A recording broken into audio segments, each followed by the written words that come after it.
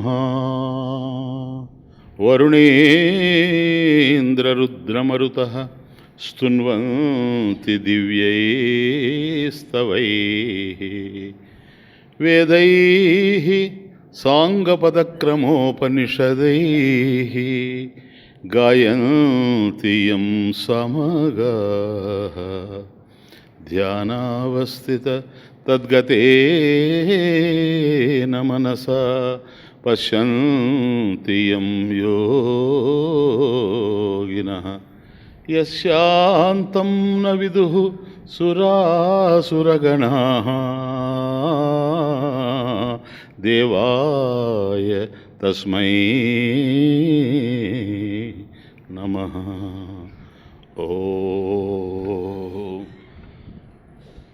ब्रह्मानंदं परमसुखदं केवलं ज्ञानमूर्तिं द्वन्द्वातीतं गगनसदृशं तत्त्वमस्यादिलक्ष्यम् एकं नित्यं विमलमचलं सर्वधी साक्षिभूतं भावातीतं त्रिगुणरहितं सद्गुरुं तं नमामि। ॐ सहनाववतु सहनौ भुनक्तु सह वीर्यं करवावहै तेजस्विनावधीतमस्तु मा विद्विषावहै। ओम शांति शांति शांति। सत्यं ज्ञानमनन्तं नित्यं अनाकाशं परमाकाशं गोष्ठप्राङ्गणरिङ्खणलोलं अनायासं परमायासं सत्यं ज्ञानमनन्तं नित्यं अनाकाशं परमाकाशं गोष्ठप्राङ्गणरिङ्खणलोलम् अनायासं परमायासं मायाकल्पित नानाकारं अनाकारं भुवनाकारं क्ष्मामानादं अनादं प्रणमत गोविन्दं परमानन्दं गोविन्दं परमानन्दं गोविन्दं परमानन्दं मृत्स्नामत्सिहेति यशोदा ताडनशैशव सन्त्रासं व्याधितवक्त्रा लोकितलोका लोकचतुर्दशलोकालिं लोकत्रयपुरमूलस्तम्भं लोकालोकम् अनालोकं लोकेशं परमेशं प्रणमत गोविन्दं परमानन्दं गोविन्दं परमानन्दं गोविन्दं परमानन्दं गोविन्दं परमानन्दं गोविन्दं परमानन्दं गोविन्दं परमानन्दं गोविन्दं परमानन्दं गोविन्दं परमानन्दं गोविन्दं परमानन्दं गोविन्दं परमानन्दं। श्लोक नंबर 3। त्रैविष्टपु रिपु वीरघ्नं क्षितिभारघ्नं भवरोगघ्नं त्रैविष्टपरिपु वीरघ्नं क्षितिभारघ्नं भवरोगघ्नं कैवल्यं నవనీతాహారం అనాహారం భువనాహారం అనాహారం భువనాహారం వైమల్యస్ఫుట చేతోవృత్తి విశేషాభాసం అనాభాసం శైవం కేవల శాంతం ప్రణమత గోవిందం పరమానందం గోవిందం పరమానందం గోవిందం పరమానందం.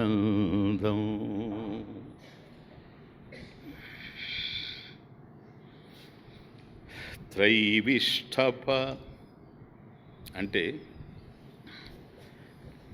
త్రివిష్టపం. త్రైవిష్టపం అంటే త్రివిష్టపం. త్రివిష్టపం అంటే 3 భువనాలు. ఈ 3 భువనాల్లో ఆధారమైనటువంటిది, ప్రధానమైనటువంటిది స్వర్గలోకం. అంటే అన్నిటికీ, అన్ని భువనాలకి ఆశ్రయమైనటువంటిది స్వర్గలోకం.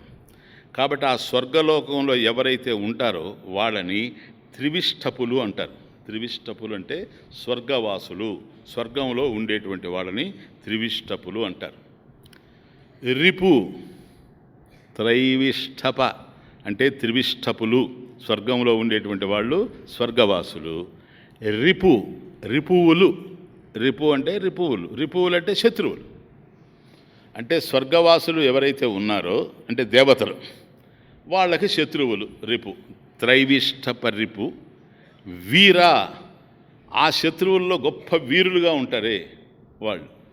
ముందే శత్రువులు, దాంట్లో గొప్ప వీరులు. త్రైవిష్టప రిపు వీర ఘనం.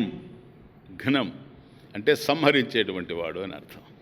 త్రైవిష్టప రిపు వీరఘ్నం అంటే త్రివిష్టపం, స్వర్గం ఏదైతే ఉందో స్వర్గంలో ఉండేటువంటి స్వర్గవాసులైనటువంటి దేవతలకి శత్రువులైనటువంటి రాక్షసులలో వీరులైనటువంటి వాళ్ళు.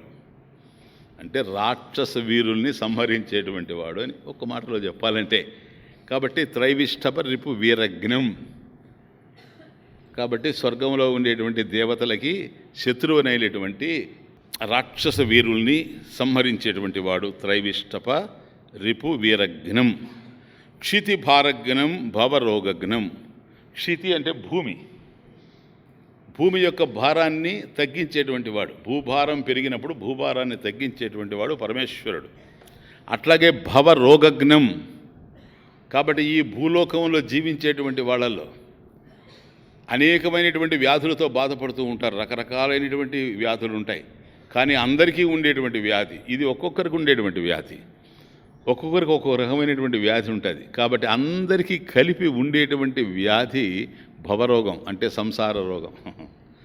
దీన్ని కూడా నశింపజేసేటువంటి వాడు. కాబట్టి ఏదైతే మనల్ని బాధ పెడుతూ ఈ ఒక్క జన్మకే కాకుండా అనేక జన్మలకు మనల్ని తీసుకొని పోతూ ఉందో ఇటువంటి సంసార రోగానికి భేషజం, మందులాంటి వాడు పరమేశ్వరుడు, సంహరించేటువంటి వాడు. కైవల్యం. కైవల్యం కేవల స్వరూపం, ఏకహ. రెండవది తెలియనటువంటి ఏకస్వరూపుడు, కేవలం తానే తప్ప రెండవది లేనటువంటి వాడు కైవల్యం. నవనీతాహారం. నవనీత అంటే లేతగా ఉండేటువంటి వెన్న, అంటే అప్పుడే తీసినటువంటి వెన్న. అటువంటి వెన్నను ఆహారంగా తీసుకునేటువంటి వాడు నవనీతాహారం. కానీ వాస్తవానికి చూస్తే అనాహారం, ఆహారమే అవసరం లేనటువంటి వాడు. అటువంటి వాడు భువనాహారం. కాబట్టి ఈ భువనాలు ఏవైతే ఉన్నాయో త్రిభువనాలు అవన్నీ కూడాను తనలోనే ఇముడ్చుకునేటువంటి వాడు. వైమల్య స్ఫుట చేతోవృత్తి విశేష ఆభాసం. వైమల్య నిర్మలమైనటువంటి, స్ఫుట స్పష్టమైనటువంటి, చేతోవృత్తి ఒకానొక బుద్ధి వృత్తి యందు. వృత్తి అంటే సంకల్పం, మీకు తెలుసు. కాబట్టి నిర్మలమైనటువంటి పరిశుద్ధమైనటువంటి ఒకానొక బుద్ధి వృత్తి యందు విశేషాభాసం, చక్కగా ప్రకాశించేవాడు, వాస్తవానికి అనాభాసం. అటువంటి వాడు శైవం, శివస్వరూపుడు తానే. గోవిందుడు శివస్వరూపుడు అంటే మంగళస్వరూపుడు, కేవల శాంతం, మరొక దాంతో సంగత్వం లేకుండా నిరంతరం శాంతస్వరూపుడుగా ఉండేటువంటి వాడు, కేవల శాంతం, పరమానంద స్వరూపుడైనటువంటి గోవిందుడిని ప్రణమత, చక్కగా కొలవండి అని అర్థం, ఇంకేం లేదు. This is the meaning. First త్రైవిష్టప రిపు వీరఘ్నం. కాబట్టి స్వర్గవాసులైనటువంటి దేవతలకి రిపు శత్రువులుగా ఎవరైతే ఉన్నారో, అటువంటి రాక్షసుల్లో వీరులు ఎవరైతే ఉన్నారో, గొప్ప వీరులు, వాళ్ళని అందరినీ సంహరించినటువంటి వాడు. ఇప్పుడు రాక్షసుల్లో దుర్గుణాలు ఉండొచ్చు, కానీ ఆ చిన్న వాళ్ళని చోటా రాక్షసులంతా కూడాను భగవంతుడు చంపినట్టుగా మనం ఎక్కడ చూడలేదు. కాబట్టి ఒక భగవంతుడు చంపాడు అని అంటే వాడు హిరణ్యకశిపుడన్నా అయి ఉండాలా, రావణాసురుడన్నా అయి ఉండాలా. కాబట్టి ఆ రాక్షసుల్లో వీరులు, అది త్రైవిష్టప రిపు వీరఘ్నం, రిపు వీరఘ్నం. కాబట్టి ఆ శత్రువుల్లో కూడాను భయంకరమైనటువంటి వీరులు ఎవరైతే ఉంటారో, ఇతరులు సంహరించడానికి ఆస్కారం లేకుండా ఎవరైతే ఉంటారో, ఎవరికి లొంగనటువంటి శత్రుత్వం కలిగిన వాళ్ళు ఎవరైతే ఉంటారో, అటువంటి పటుత్వం కలిగిన వాళ్ళు ఎవరైతే ఉంటారో వాళ్ళని నశింపజేసినటువంటి వాడు పరమేశ్వరుడు. కాబట్టి ఈ ప్రపంచంలో సురులకి అసురులకి తేడా ఏమిటని ఆలోచిస్తే, ధర్మ మార్గంలో నడిచేటువంటి వాళ్ళు సురులు, అధర్మ మార్గంలో చరించేటువంటి వాళ్ళు అసురులు, అది ఇంకేం లేదు. త్రివిష్టపరిపు, స్వర్గవాసులైనటువంటి దేవతలకి శత్రువులు ఎలాంటి వాళ్ళు? వాళ్ళకన్నా భిన్నమైనటువంటి ప్రవృత్తి కలిగినటువంటి వాళ్ళు, స్వభావం కలిగినటువంటి వాళ్ళు. కాబట్టి ధర్మ మార్గంలో జీవించేటువంటి వాళ్ళు, అంటే ఈ ప్రపంచంలో వాళ్ళు జీవించి ఉండగానే అనేకమైనటువంటి పుణ్యకార్యాలు చేసి, ఈ పుణ్యకార్యాల ద్వారా అంటే ధర్మకార్యాలు పుణ్యకార్యాలు చేసి వాటి ద్వారా పుణ్యాన్ని సముపార్జించుకొని దేవలోకానికి వెళ్ళి స్వర్గలోకానికి వెళ్ళి ఆ యొక్క భోగాలను అనుభవిస్తూ ఉండారు కనుక అటువంటి ధర్మపరులు అధర్మం చేసే అవకాశం లేదు. కాబట్టి ఆ ధర్మపరులకి విరుద్ధంగా ఉండేటువంటి వాళ్ళు ఎవరంటే, వాళ్ళ మీద వైషమ్యాన్ని పెంచుకునే వాళ్ళు ఎవరంటే అధర్మపరులు ఎవరంటే రాక్షసులు. ఈ రాక్షసుల్ని సంహరించేవాడు పరమాత్మ అని అర్థం. కాబట్టి ఈ రాక్షసులు ఎవరైతే ఉంటారో వీళ్ళు ధర్మజ్ఞుల్ని హాయిగా జీవించనీరు, ఎక్కడైనా అంతే. ఈవెన్ ఇప్పుడు సురులు అసురులు అనుకోవాల్సిన అవసరం లేదు. ఈ ప్రపంచంలో కూడాను, ఈ సమాజంలో కూడా ఎవడైతే ధర్మ మార్గంలో ఉంటాడో వాడికి ఎన్నో అడ్డంకులు సృష్టించడానికి, ప్రతిబంధకాలు తయారు చేయడానికి కొంతమంది ఉంటారు. వాళ్ళు ఎవరు అంటే ధర్మం గిట్టనటువంటి వాళ్ళు, అధర్మపరులు. ఈ అధర్మపరులు వాళ్ళని ధర్మ మార్గంలో నడవనివ్వరు. కాబట్టి వీళ్ళు ఏం చేస్తారు పాపం, ఇంక చేసేది ఏమీ లేదు. కాబట్టి ధర్మపరులు గనక వాళ్ళలాగా వీళ్ళు చెడు కార్యాలు చేయలేరు, ఎదుర్కోలేరు. అందుకని పరమాత్మను ఆశ్రయిస్తారు. తమేవ శరణం గచ్చ సర్వభావేన భారత, తమేవ శరణం ఆశ్రయం గచ్చ సర్వభావేన సర్వాత్మన. హే భగవాన్, ఇటువంటి బాధల్లో మేము ఇరుక్కుపోయి ఉన్నాము, ఇటువంటి దుష్టుల చేత మేము బాధలు పడుతూ ఉన్నాము, ఈ బాధల నుంచి మేము విముక్తిని పొందాలి, నీవు తప్ప మరొక మార్గం లేదని పరమేశ్వరుని ఆశ్రయిస్తారు. తం ఏవ ఈశ్వరం శరణం గచ్చ ఆశ్రయం గచ్చ. కాబట్టి నీవే మాకు ఆశ్రయం, మరొకటి లేదని సర్వాత్మన ఆయన్ని ఆశ్రయించుకుంటారు. అప్పుడు పరమేశ్వరుడు ఏం చేస్తాడు అని అంటే, ఆ అధర్మపరులు ఎవరైతే ఉండారో వాళ్ళల్లో ఉండేటువంటి అధర్మాన్నైనా పోగొడతాడు. దానికి అవకాశం లేదు. అంటే ట్రాన్స్ఫర్మేషన్. ఎంతోమందిని ఇప్పుడు కృష్ణుడు ఉన్నప్పుడు కృష్ణుడికి శత్రువులుగా ఉన్నవాళ్ళు చాలామంది ఆ తర్వాత మిత్రులుగా మారిపోయారు కదా, భక్తులుగా మారిపోయారు. అట్లా ఉంటుంది. కాబట్టి ఒక దశలో అంటే వాళ్ళల్లో ఉండేటువంటి దుష్టత్వం గనక ఒక స్థాయిలో మారేటువంటి అవకాశం గనక ఉంటే, ఒక ట్రాన్స్ఫర్మేషన్ గనక అవకాశం ఉంటే అటువంటి వాళ్ళని మార్పు తీసుకొస్తాడు. ఎలా మార్పు తీసుకొస్తాడు? తన బోధ ద్వారా మార్పు తీసుకొని రావాల్సిందే కానీ ఇంకొక విధంగా మార్పు వచ్చేందుకు అవకాశం లేదు. కాబట్టి దుష్టత్వం అనేది శరీరంలో కాదు ఉండేది, దుష్టత్వం అనేటువంటిది మనసులో ఉంది. మనసులో దుష్టత్వం ఎందుకుంది? ధర్మాన్ని గురించినటువంటి అవగాహన లేకపోవడం చేత. కాబట్టి ఏది ధర్మము, ఏది అధర్మము, ఏది సత్యము, ఏది అసత్యము, ఏది న్యాయము, ఏది అన్యాయము, ఏది మంచి, ఏది చెడు అనేటువంటి విచక్షణా జ్ఞానం లేకపోవడం చేత చెడే మంచిగా కనపడుతూ ఉంటే అధర్మపరులుగా తయారవుతారు. అటువంటి వాళ్ళకి ధర్మం ఏమిటో అధర్మం ఏమిటో తెలియజేసినప్పుడు వాళ్ళల్లో ఒక పరివర్తన వచ్చి వాళ్ళు మార్పు చెందేటువంటి అవకాశం ఉంటుంది. ఇలా మార్పు చెందారనుకోండి, వాళ్ళని సంహరించాల్సిన అవసరం లేదు. ఎందుకని? సంహరించాల్సింది వ్యక్తిని కాదు, వ్యక్తిత్వాన్ని. కాబట్టి వాళ్ళలో ఉండేటువంటి మనస్తత్వం ఏదైతే ఉందో దాన్ని సంహరించాలి. కానీ ఎప్పుడైతే ఆ మనస్తత్వంలో మార్పు వచ్చిందో, పరిణామం వచ్చిందో, అది ఒక శుభ పరిణామంగా ఉందో వాళ్ళని వధించాల్సినటువంటి అవసరం లేదు. కాబట్టి భక్తులనేటువంటి వాళ్ళు కనుక భగవంతుడిని ప్రార్థిస్తే, ఈ ప్రార్థించడము అనేటువంటిది ప్రార్థన, ఇది అలౌకిక కర్మ, లౌకిక కర్మ కాదు. ఇది లౌకికంగా మనం చేసేటువంటి కర్మలు అనేకం ఉంటాయి, కానీ ఇది లోకానికి సంబంధించింది కాదు, అలౌకిక కర్మ, కేవలం పరమాత్మకే సంబంధించింది. కనుక మనం ప్రార్థన చేస్తే, మనం ధ్యానిస్తే, మనం భగవంతుడిని అర్థిస్తే, యాచిస్తే, దీని ఫలంగా భగవంతుడు మనకు మేలు చేయాలి అని అనుకుంటే, అంటే ఆ స్థాయిలో కనుక మన ప్రార్థన నడిస్తే, దాని ఫలితంగా ఈ చెడు ఎక్కడైతే ఉందో వాళ్ళల్లో మార్పు తీసుకొని రావచ్చు. ఇది బలి తమాషగా జరుగుతాయి. ఈవెన్ ఇళ్లల్లో కూడా జరుగుతాయి. ఇళ్లల్లో కూడాను ఉండేది 5-6 మంది ఉంటారు ఇంట్లో. అందులో ఒక ఇద్దరు గోవు పులిలాగా ఉంటారు. ఒకరిని చూస్తే ఒకరికి గిట్టకుండా ఉంటారు. కానీ ఒక దశలో మార్పు వస్తుంది. మార్పు వచ్చేటప్పుడు అంతవరకు మార్పు రానంత వరకు ఆ ఇల్లు ఒక నరకంలాగా ఉంటుంది. మార్పు వచ్చిన క్షణం నుండి ఆ ఇల్లే స్వర్గంగా మారిపోతుంది. ఇవి పురాణాలు అవసరం లేదు, నా జీవితంలోనే నేనే చూశాను. ఎంతోమంది మారి ఆ గృహాల్లో ఉండేటువంటి కేవలం బోధ వల్లనే జ్ఞానయజ్ఞాలకు అటెండ్ అయ్యి వాటి చేత ప్రభావితమయ్యి స్వామీజీకి దగ్గరైనప్పుడు కూడాను ఒకరు వస్తే ఒకరు రారు, అత్త వస్తే కోడలు రాదు, కోడలు వస్తే అత్త రాదు. ఇద్దరు ఒకే ఇంటి నుంచి కదిలి వస్తారు, ఒకే స్వామీజీ దగ్గరకు వస్తారు, కానీ బస్సులు మారి వస్తారు. కారణం ఏంటి? ఒకరి మనసు ఒకరు చూడడం ఇష్టం లేదు, కాబట్టి బస్సులో ఎక్కినా కూడా బుసలు కొడుతూనే ఉంటారు. అందుచేత వాళ్ళు వ్యక్తిగతంగా వస్తూ ఉండేటువంటి వాళ్ళు ఒక దశలో అత్తమా పోదామా, పేర్లు చెప్పగలను నేను ఇప్పుడు, ఇక్కడే కొందరు ఉన్నారు. పోదామా అత్తమ్మ, పోదామమ్మాయి, ఒక 5 నిమిషాలు ఉండు, నేను స్నానం చేసి వస్తా, పోదాం స్వామీజీ దగ్గరికి. అట్లా కలిసి వచ్చిన వాళ్ళు ఉంటారు. అమ్మాయి, నేను ఈరోజు వచ్చే అవకాశం లేదు, నువ్వు వెళ్ళి నా నమస్కారం కూడా నువ్వే పెట్టరా స్వామీజీకి. ఎంత మార్పు ఎలా వచ్చింది ఇది? ఈ మార్పు రావడం ఒకటే కారణం, వాళ్ళ మనసుల్లో వచ్చింది మార్పు.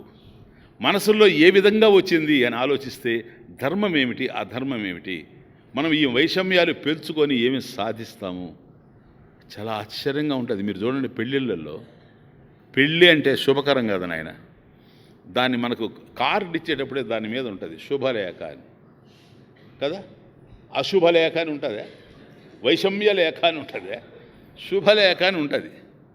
అంటే శుభం అక్కడ జరిగేది.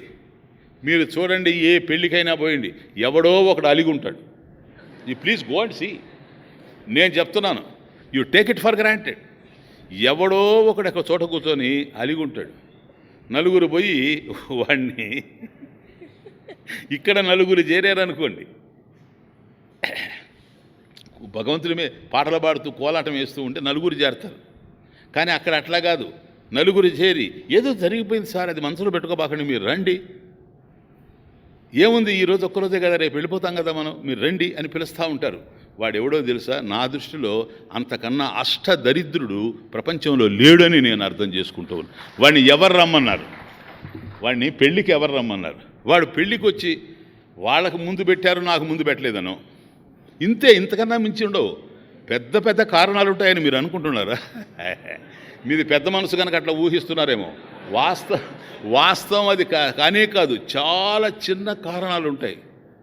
ఇంకా ఒక్కొక్క చోట తిరుపతి యాత్రకు పోయి ఏది ఇంటెళ్ళపాది పోతారు, అక్కడ ఎక్కడో ఒక చోట హోటల్లోనో లేదు ఏదైనా కొనే చోట ఒకరితో ఒకరు తగువులు పెట్టుకొని తిరిగి వచ్చేటప్పుడు ఒకరితో ఒకరు మాట్లాడుకుంటూ వస్తారు. తిరుపతికి పోయి వెంకటాచలపతి గోవిందా గోవిందా, ఆయన అనుకుంటాడు పోండి, నా దగ్గర 3 ఉన్నాయి నామాలు, ఒకటి కాదు, మీరు పోండి తర్వాత చూపిస్తానంటాడు. అంటే ఏ భగవంతుడి దగ్గరికి అయితే పోయి ఆయన యొక్క కృపను పొందాలి అని అనుకుంటామో అటువంటి భగవంతుడి దగ్గరే ఆ కృప పొందలేకపోతాం.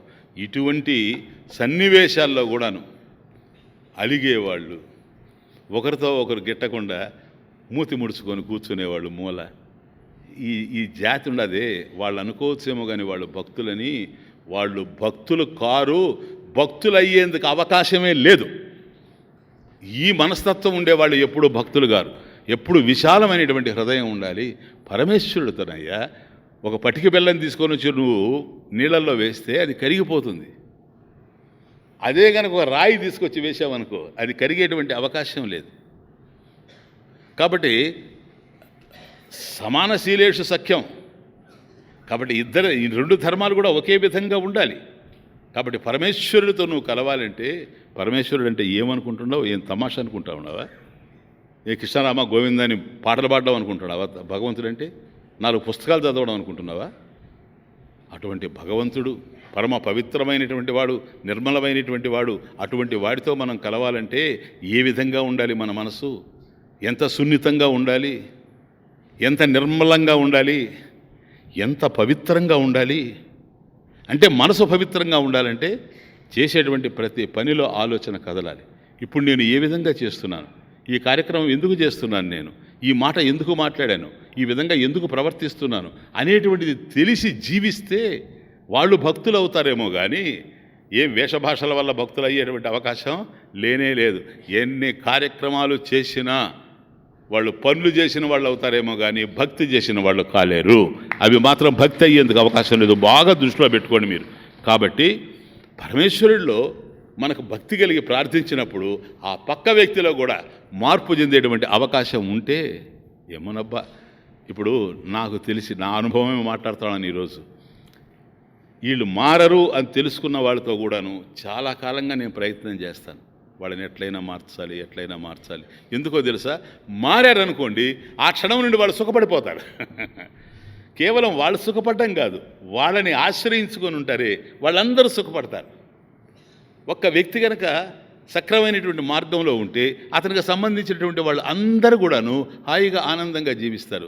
అదే ఒక వ్యక్తి కనుక వక్ర మార్గంలో ఉంటే, దారి తప్పి ఉంటే దానివల్ల అందరూ బాధపడతారు. ఇంట్లో వాళ్ళు బాధపడతారు, ఇచ్చిన చోట బాధపడతారు, పుచ్చుకున్న చోట బాధపడతారు. జీవితం అంతా బాధగానే ఉంటుంది. అర్థమవుతుంది. అందువల్ల భగవంతుడు ఏం చేస్తాడంటే మనలో మార్పు తీసుకొని రావాలని ప్రయత్నం చేస్తాడు. ఆ మార్పు ఏమిటో తెలుసా? అదే పరిత్రాణాయ సాధునామలో ఇది కూడా ఉంది. ఆ మార్పు ఏమిటి అంటే అవగాహనలో మార్పు. ఇప్పుడు మనం ఇదంతా ఎందుకు నాయన, ఇంత పెద్ద ఉపన్యాసాలు ఇవన్నీ జరగడం ఎందుకు, జ్ఞానయజ్ఞాలు చేయడం ఎందుకు, జ్ఞానయజ్ఞాల్లో ఏమి నడుస్తూ ఉంది, సబ్జెక్ట్ ఏది తీసుకున్నా స్వామీజీ ఏ విధంగా మాట్లాడి, రామాయణం మాట్లాడి, భారతం మాట్లాడి, భాగవతం మాట్లాడి, ఉపనిషత్తులు మాట్లాడి, భగవద్గీత మాట్లాడి, దేని మీద కేంద్రీకృతమై ఉంది అని ఆలోచన చేస్తే వ్యక్తి యొక్క స్వభావం మీదనే కేంద్రీకృతమై ఉంది, వ్యక్తి యొక్క శీలం మీదనే ప్రభావితమై ఉంది. ఆ శీలమే మారినప్పుడు ఎన్ని విని ఏం ఉపయోగం, ఎన్ని ఆశ్రమాలకు పోయి ఏం ఉపయోగం, ఎన్ని ఆలయాలు తిరిగి ఏం ఉపయోగం లేదు. అదే మించిందనుకోండి మానవుడు శిక్షించలేడు కనుక దైవం శిక్షిస్తాడు. అది త్రైవిష్టప రిపు వీరఘ్నం. ఎందుకంటే ధర్మాన్ని కాపాడేటువంటి వాడు పరమేశ్వరుడు. ధర్మ సంస్థాపనార్థాయ సంభవామి యుగే యుగే ధర్మాన్ ధారయతి ధర్మాన్ ధారయతి ఇది ధర్మీ. కాబట్టి పరమేశ్వరుడు ధర్మి అంటే ధర్మాన్ని కాపాడేటువంటి వాడు ఆయన పరమేశ్వరుడు. ఆయన ధర్మిగా ఉంటాడు గనక అధర్మాన్ని ఎప్పుడూ సహించడు. ధర్మాన్ని అంటిపెట్టుకొని ఉండేటువంటి వాడు, ధర్మమే స్వరూపంగా కలిగినటువంటి వాడు. ఇప్పుడు భగవంతుడిని అర్థం చేసుకోవాలంటే ఎట్లా అర్థం చేసుకుంటామో చెప్పండి. నియతి, ఒక ఆర్డర్ ఉంది కనుక, మీకు ఎప్పుడో చెప్పాను, ఈ ప్రపంచంలో ఒక ఆర్డర్ ఉంది కనుక ఈ ఆర్డర్ ఉండడానికి కారణమైనటువంటి వాడు ఎవరైనా ఆలోచన చేస్తే భగవంతుడు. కాబట్టి ఏ ధర్మాలు ఇక్కడైతే ఉన్నాయో, ఒక నిప్పు పట్టుకుంటే చేయి కాలుతుంది, ఆ కారణమైనటువంటిది ధర్మం, అది నిప్పు యొక్క ధర్మం. ఆ ధర్మ రూపంలో ఉండేటువంటి వాడు దైవం. కాబట్టి దాన్ని ఎలా వినియోగించుకోవాలో తెలిసి మనం వినియోగించుకుంటూ పోవాలి. కాబట్టి త్రైవిష్టప రిపు వీరఘ్నం, ఆ పరమేశ్వరుడే క్షితిభారఘ్నం. క్షితి భూభారాన్ని, క్షితి అంటే భూమి, క్షితి భార భూభారం, ఘనం దాన్ని పోగొట్టేటువంటి వాడు, భూభారాన్ని తగ్గించేటువంటి వాడు. అంటే మహీం ధరతీతి మహీధర. మహీం అంటే భూమి, మహీం ధరతి ఇది మహీధర. ఈ భూమిని ధరించి ఉండేటువంటి వాడు పరమాత్మ. కాబట్టి ఇప్పుడు ఈ భూమిలో మనకు పర్వతాలు కనపడుతూ ఉన్నాయి, సముద్రాలు కనపడుతూ ఉన్నాయి, పెద్ద పెద్ద చెట్లు కనపడుతూ ఉన్నాయి.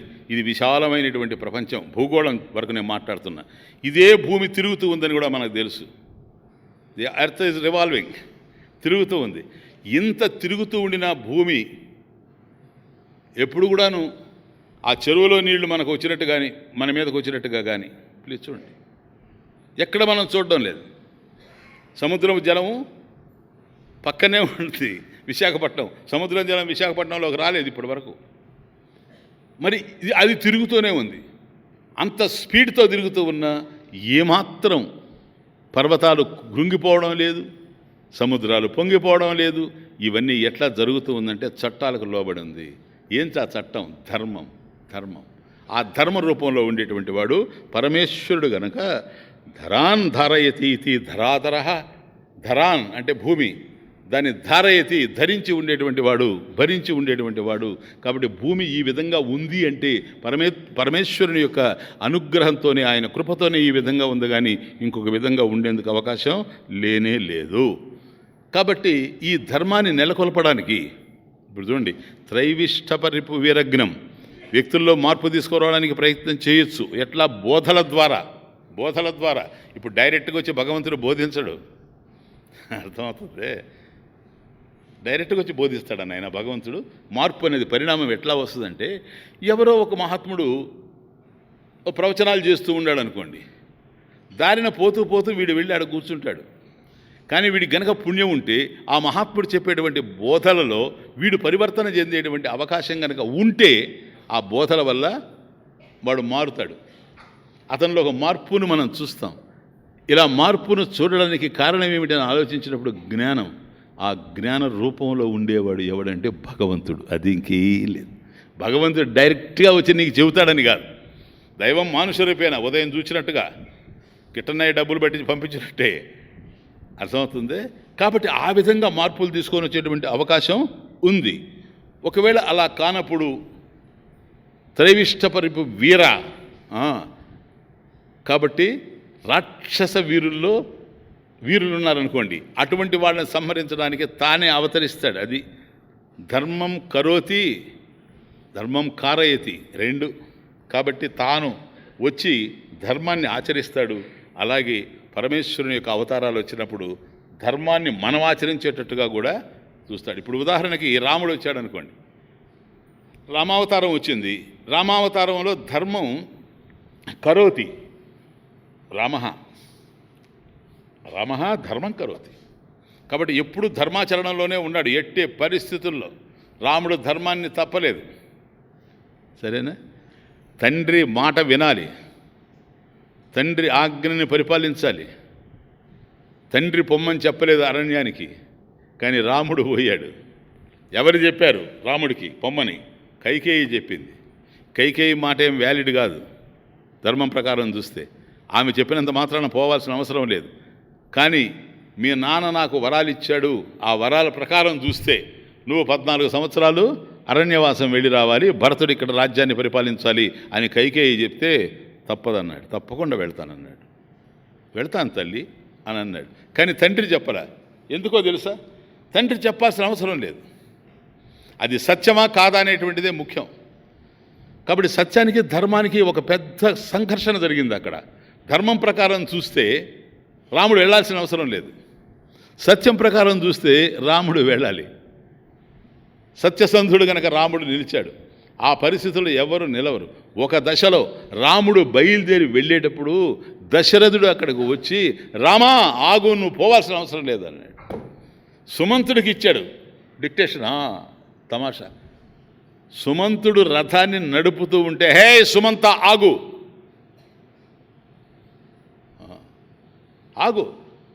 పోవద్దు, నేను చెప్తున్నా, రాజును చెప్తున్నాను అన్నాడు. ఎందుకంటే అప్పుడు రాజు దశరథుడే ఆ రోజు వరకు. రాజు చెబితే రాముడు అన్నాడు, ఏ సుమంత యాహి పో నువ్వు అన్నాడు. ఈ సుమంతుడికి ఏం చేయాలని అర్థం కాలేదు. రాజేమో పొమ్మంటా ఉన్నాడు, రాముడేమో వద్దంటున్నాడు. ఆయనేమో ఉండమంటున్నాడు, ఈయనేమో పొమ్మంటున్నాడు. కాబట్టి రాముడు చెప్పినట్టుగా యాహి యాహి అంటే పో పో అంటుంటే పోవడమా లేక ఆగడమా అని ఆలోచించినప్పుడు రాముడి వైపు చూచాడు. ఎందుకని దగ్గరలో ఈయనే ఉన్నాడు. ఆయన దూరం నుంచి అరుస్తూ ఉన్నాడు పాపం ముసలాయన. ఏ సుమంత, ఆగు ఆగు ఆగు ఆగు ఆగు, తిష్టేతి, యాహి పో, నువ్వు వెళ్ళిపో ముందుకి అని రాముడు చెప్తున్నాడు. ఏం చేయాలనో తెలియక రాముడిని చూచాడు. ఏంటి నీ ఆలోచన అన్నాడు. నిన్ను అక్కడ వదిలేసి వస్తాను. అప్పుడు దశరథుడు నన్ను అడుగుతాడు, నేను ఆయన సర్వెంటే కదా, ఏమా నేను పోవద్దంటే నువ్వు పోతావా? అంతగా కొమ్ములు వచ్చాయా నీకు అని అడిగితే నేనేం చేయాలి? వినపడలేదని చెప్పు అన్నాడు. ఇది ఎట్లా శుభ్రంగా చెప్పాడు రామాయణంలో. వినపడలేదు అని చెప్పవయ్యా అని అన్నాడు. ఇది అబద్ధం కాదా? రాముడు అబద్ధం చెబుతాడా? ధర్మ సూక్ష్మాలు కనుక మనకు తెలియకపోతే రాముడు అబద్ధం చెప్పాడు, అసత్యం చెప్పాడు అని అనొచ్చు. కానీ రాముడు ఉద్దేశం అది కాదు. నాన్న వరాలు ఇచ్చింది కరెక్టా కాదా? That's all.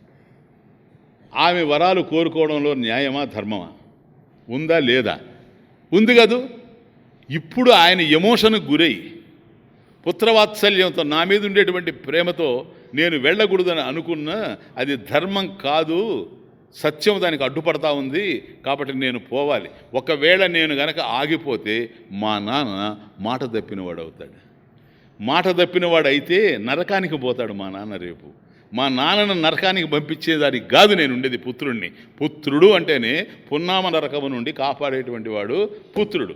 కాబట్టి తండ్రి తెలిసో తెలియకో ఒక ఎమోషన్కి గురై ఈ విధంగా ప్రవర్తిస్తూ ఉంటే ఆయన్ని ఆ మార్గంలో ఆయన చరించాలనుకున్నా కూడాను సత్య మార్గంలో నేను చరిస్తాను. That is Rama.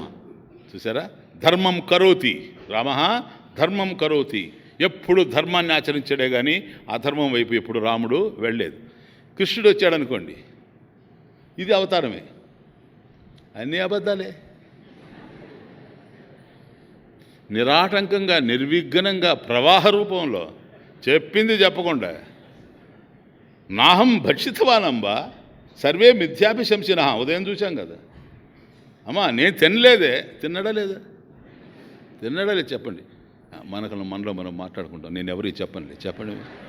తిన్నాడా లేదా? తిని ఎందుకనే తెలుసా? ఆయన్ని రాముడు ఎలా చేస్తే నువ్వు అలా చేయాలి, రాముడు ఎలా ఆచరిస్తే నువ్వు అలా ఆచరించాలి, కృష్ణుడు ఎలా ప్రవచిస్తే అలా ఆచరించాలి. కృష్ణుడు చేసింది నువ్వు చేయడానికి అవకాశం లేదు. ఎందుకని అది 16 కళలతో ఆవిర్భవించినటువంటి అద్భుతమైనటువంటి అవతారం. దాంట్లో ప్రతి దాంట్లో అంతరార్థాలు ఉన్నాయి, అంతర్భావాలు ఉన్నాయి. వాటిని మనం అర్థం చేసుకోలేము ఎప్పుడు కూడాను. కాబట్టి కృష్ణుడు చెప్పినట్టు చేయాలి మనం, రాముడు చేసినట్టు చేయాలి. ఇది ఇంపార్టెంట్. కాబట్టి ధర్మం కరోతి రామ, ధర్మం కారయతి కృష్ణ. అది కాబట్టి ఆయన ధర్మాన్ని ఆచరించి ఇతరులకు మార్గదర్శకమయ్యాడు. నువ్వు ఏ విధంగా ఆచరించాలనో తన స్థాయిలో కాకుండా నీ స్థాయిలోకి దిగి కృష్ణుడు బోధించాడు. అట్లా వచ్చిందే కృష్ణుడి యొక్క బోధలన్నీ. భగవద్గీత కూడా సేమ్. ఈ భగవద్గీతలో మనకు పరమాత్మ తెలియజేసేదంతా కూడాను అదే. కాబట్టి ధర్మం కరోతి ధర్మం కారయతి. రాముడు ధర్మాన్ని ఆచరించాడు, కృష్ణుడు ధర్మబోధ చేశాడు, మనం ఆచరించేలాగా జీవించేలాగా చేశాడు. కాబట్టి ఈ ధర్మాన్ని ఎట్టి పరిస్థితుల్లో మనం మరిచిపోకూడదు భక్తులం గనక. ఎందుకని క్షితి భారజ్ఞం, ఈ భూభారాన్ని తగ్గించే పరిస్థితుల్లో భగవంతుడు ఉన్నాడు. భూమికి భారం పెరగడం ఏంటంటే ఎప్పుడైతే మనం అధర్మంగా జీవిస్తామో భూమికి భారం పెరుగుతుంది. అంతే, ఇంకేమీ లేదు. భూమికి భారం అంటే ఇప్పుడు భూమి మీద ఉండేటువంటి వస్తువులు తప్ప కొత్త వస్తువులు తీసుకొచ్చి భూమి మీద పెట్టేది ఏమీ లేదు. ఒక 100 బస్తాలు తీసుకొచ్చి భూమి మీద పెడితే భారం పెరిగింది అనేది కాదు. భారం పెరగడము అనేది ఏమిటంటే ఎప్పుడైతే మనం ధర్మం తప్పుతామో, అధర్మంగా జీవిస్తామో అప్పుడు పెరుగుతుంది. మరచిపోని మనసు నీదైనా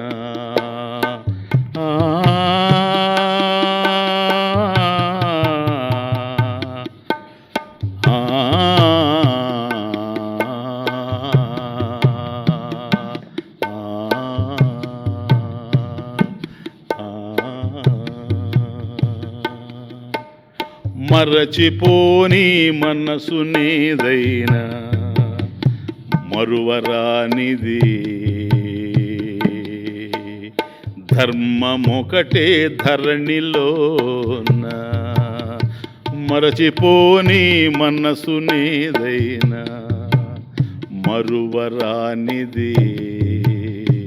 ధర్మమొకటే ధరణిలోన ధర్మముగా జీవించు వారిని అనుసరించును దైవమెప్పుడు. ధర్మముగా జీవించు వారిని అనుసరించును దైవమెప్పుడు. దైవమెవరిని కనికరించునో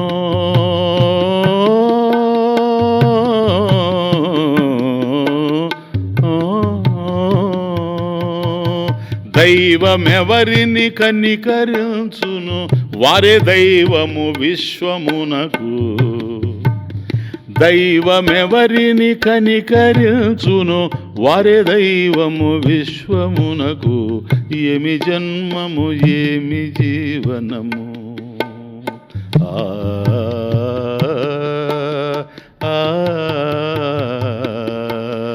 ఆ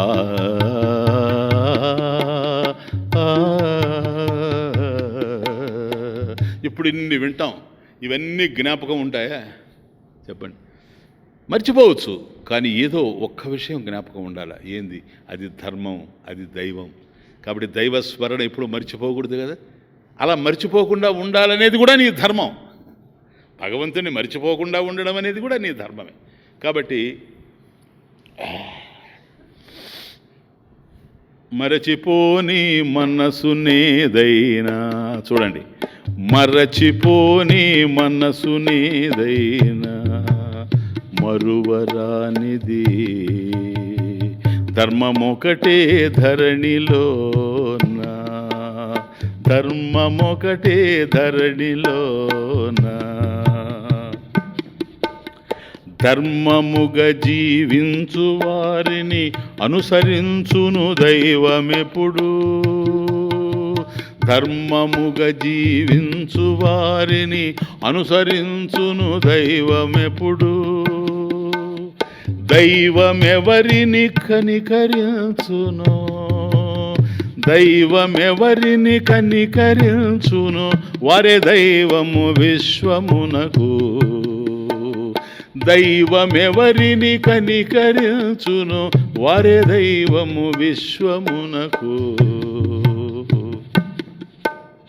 మరచిపోని మనసునేదైనా మరువరనిది. ధర్మమొకటే ధరణిలోన. కాబట్టి మనమేదో ధర్మ జీవనం గడిపి ఈ భూమిని మనం ఉద్ధరిస్తామని కాదు. మన వల్ల ఉద్ధరింపబడేది ఏమీ లేదు. ధర్మ జీవనం వల్ల మనం ఉద్ధరింపబడతాం.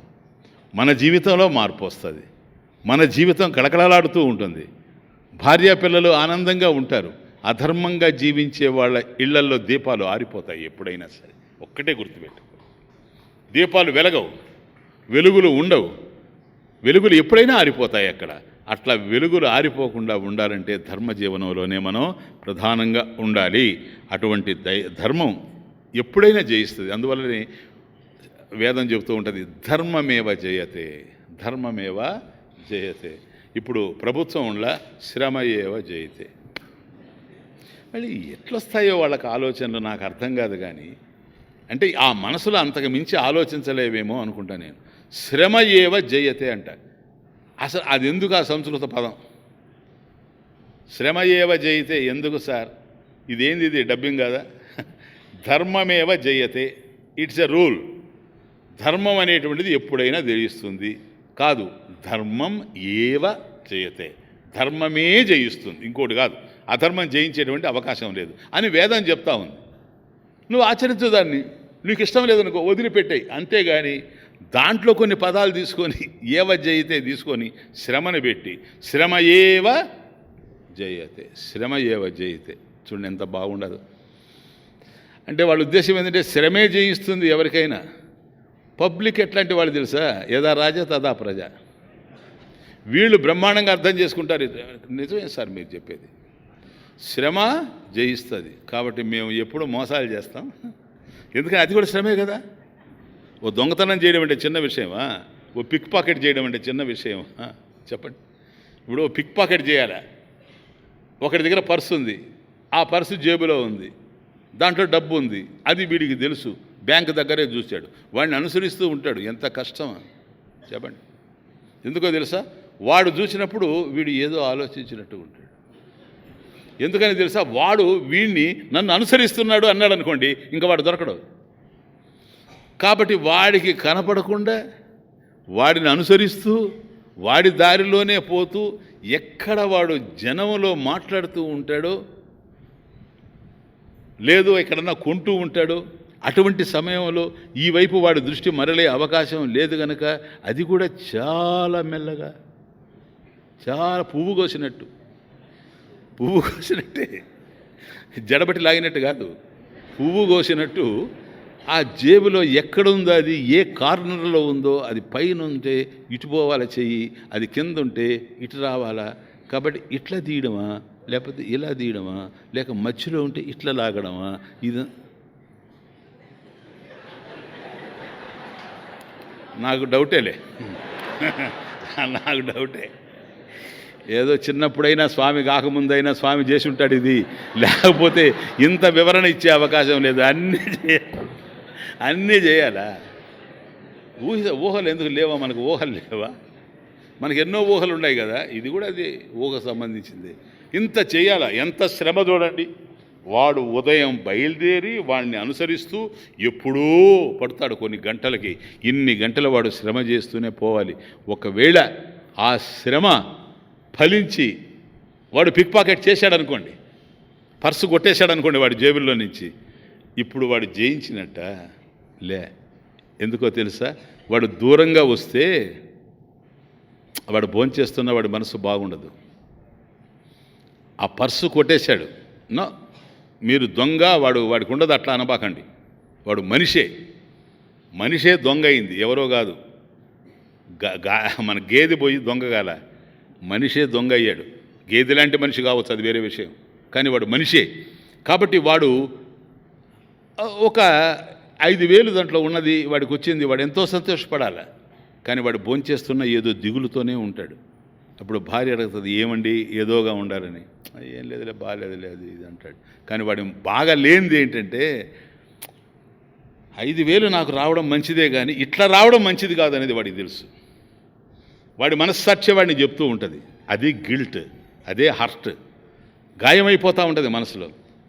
కాబట్టి ఈ నేర ప్రవృత్తి ఏదైతే ఉంటుందో వాడు చేస్తాడే కానీ దాని నుంచి విడిపడలేడు గనక ఎంతో దుఃఖపడుతూ ఉంటాడు తనలో తాను. దీనిని శాస్త్రం దృష్టఫలం అన్నది. దృష్టఫలం, విజిబుల్ రిజల్ట్ ఇక్కడే కనబడిపోతూ ఉంది. కాబట్టి పాపం చేసిన వాడికి పాప ఫలితం ఎక్కడ తెలుస్తూ ఉందంటే ఇక్కడే తెలుస్తూ ఉంది సార్. హియర్ ఓన్లీ, ఇంకెక్కడో కాదు, ఇక్కడే తెలిసిపోతూ ఉంది. కాబట్టి వాడు బాధపడుతూ ఉన్నాడు కదా, అది దృష్టఫలం కనపడుతూ ఉంది. అదృష్టఫలం ఏందో తెలుసా? చట్టం, ధర్మం. అది భగవంతుని యొక్క అమృత హస్తాల్లో ఉంది. దాని నుంచి ఎప్పుడు మనం తప్పించుకోలేం. ఎవడు ఏదైతే చేస్తాడో దాన్ని అనుభవించాలి. అది అదృష్టఫలం. అదే పాపము అనేది, మనోడు నరకం అనేది ఇవే. పుణ్యపాపాలంటే ఇవే. మనం చేసినటువంటి వాటికి దృష్టఫలం ఒకవైపు కనపడుతూ ఉంటుంది, అదృష్టఫలం మరొక వైపు ఉంటుంది. ప్లీజ్. కాబట్టి ఈ రెండు కూడాను వాడికి తెలుస్తూ ఉంటాయి.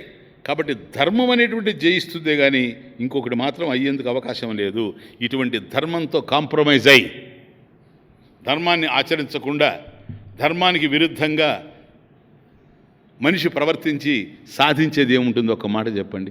దానివల్ల ధనం వస్తుందేమో. ధనం వస్తే ఏం చేస్తాం? ఎంత చూడండి. ఇప్పుడు నిజంగా అంటే ప్లెయిన్గా మాట్లాడుతూ ఉన్నా, ప్రపంచంలో ఎన్నో మోసాలు చేసి వాళ్ళు టీషర్ట్లు వేస్తారు, విమానాల్లో తిరుగుతారు, విమానాలే కలిగి ఉంటారు, సరేనా? కానీ విచిత్రం ఏమిటంటే అన్నీ ఉన్నాయి, కావాల్సినంత ఉంది, లేనిది ఒక్కటే, సిగ్గు లేదు.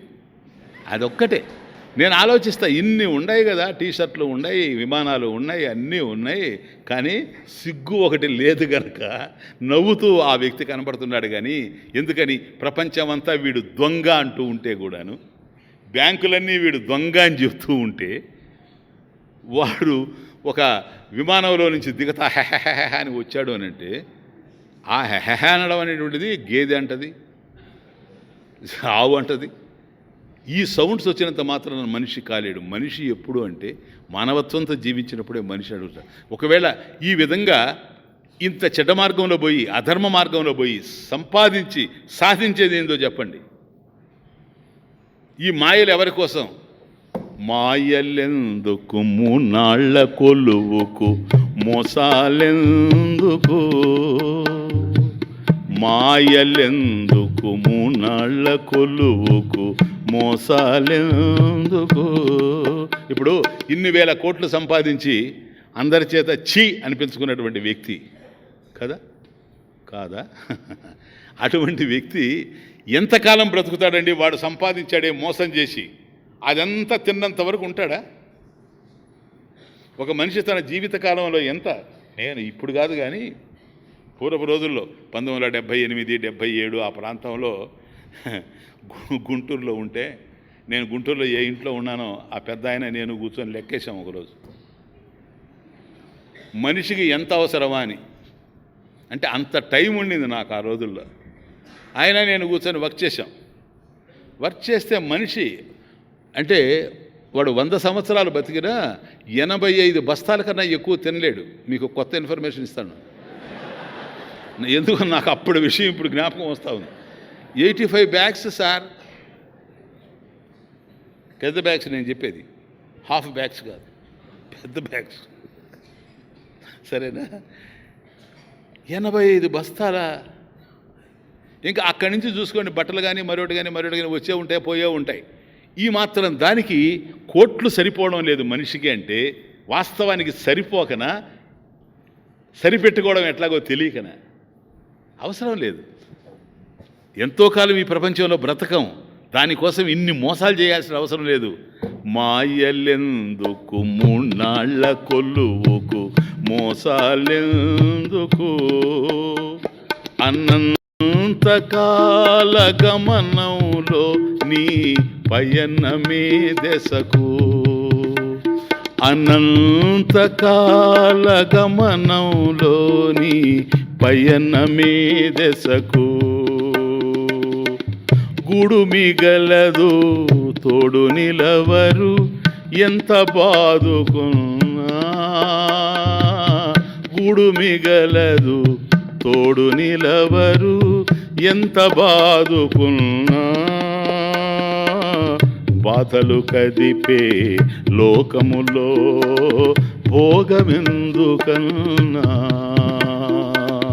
బాధలు కదిపే లోకములో భోగమెందుకన్నా, ధర్మ మార్గమున జీవించుటకు ధనమే అవసరమా, అధర్మ మార్గాన బ్రతికే బ్రతుకు అది ఒక బ్రతుకేనా, ధర్మ మార్గమున జీవించుటకు ధనమే అవసరమా. చూడండి, ఎంతో కాలం ఈ ప్రపంచంలో జీవించాం. మాయలెందుకు మూనాళ్ల కొలువుకు మోసాలెందుకు. ఏదో నేను 1000 సంవత్సరాలు బ్రతకతాను ఈ ప్రపంచంలో అంటే ఈ 1000 సంవత్సరాలు అనుభవించడానికి ధనం కావాలి కనుక నేను కూడబెట్టుకుంటున్నానంటే అర్థం ఉంది. మాయలెందుకు మూనాళ్ల కొలువుకు మోసాలెందుకు, అనంతకాల గమనంలో నీ పయనమే దశకు. ఇంట్లో 10 మంది ఉంటే 10 మంది ఒక్కసారి పోం కదా. ఎవరెప్పుడు చనిపోతారో తెలియదు, ఎవడి దారి ఎటుపోతుందో తెలియదు, ఏ దారి ఎటుపోతుందో ఎవడికి అర్థం కాదు. కాబట్టి ఈ ఒక్క క్షణాన గనక మనిషి కన్ను మూస్తే ఆ ఇంటిలో ఉండే వ్యక్తులతో సంబంధాలు తెగిపోతాయి. మళ్ళీ అవి అతుక్కుంటాయని అనుకుంటే కేవలం పొరపాటు. ఎందుకో తెలుసా? జీవితంలో ఆచరించినటువంటి కర్మలు ఏవైతే ఉన్నాయో ఆ కర్మ ఫలాలకు అనుగుణమైనటువంటిది లభ్యమవుతుందే కానీ మరొకటి లభ్యమయ్యేందుకు అవకాశం లేదు. కూడు మిగలదు తోడు నిలవరు. కాబట్టి ఇంత సంపాదించుకున్న పెలేషియల్ బిల్డింగ్స్ కట్టుకున్న గూడు మిగలదు. ఆ మనిషి చచ్చిపోతే ఒక్క క్షణం కూడా ఆ ఇంట్లో ఉంచరు, ఎప్పుడెప్పుడు తరలిస్తామని ఆలోచిస్తారు. అంతవరకు ఆయన బజార్కి వెళ్ళినా తిరిగి రాలేదని బాధపడేటువంటి వాళ్ళు ఇప్పుడు అనుకుంటూ ఉన్నారు ఎప్పుడెప్పుడు తరలిస్తామని. గూడు మిగలదు తోడు నిలవరు. పోనీ మనం పోతున్నామని తోడుగా ఎవరైనా వస్తారా? భ్రాంతి. ఎవరికి ఎవరూ తోడుగాది ఈ ప్రపంచంలో.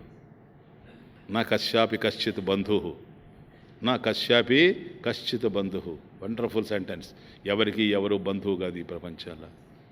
ఉన్నట్టే ఉంటాయి చుట్టరికాలు, అవి ఎప్పుడు ఎలా దూరం అయిపోతాయో మనకు అర్థం కాదు.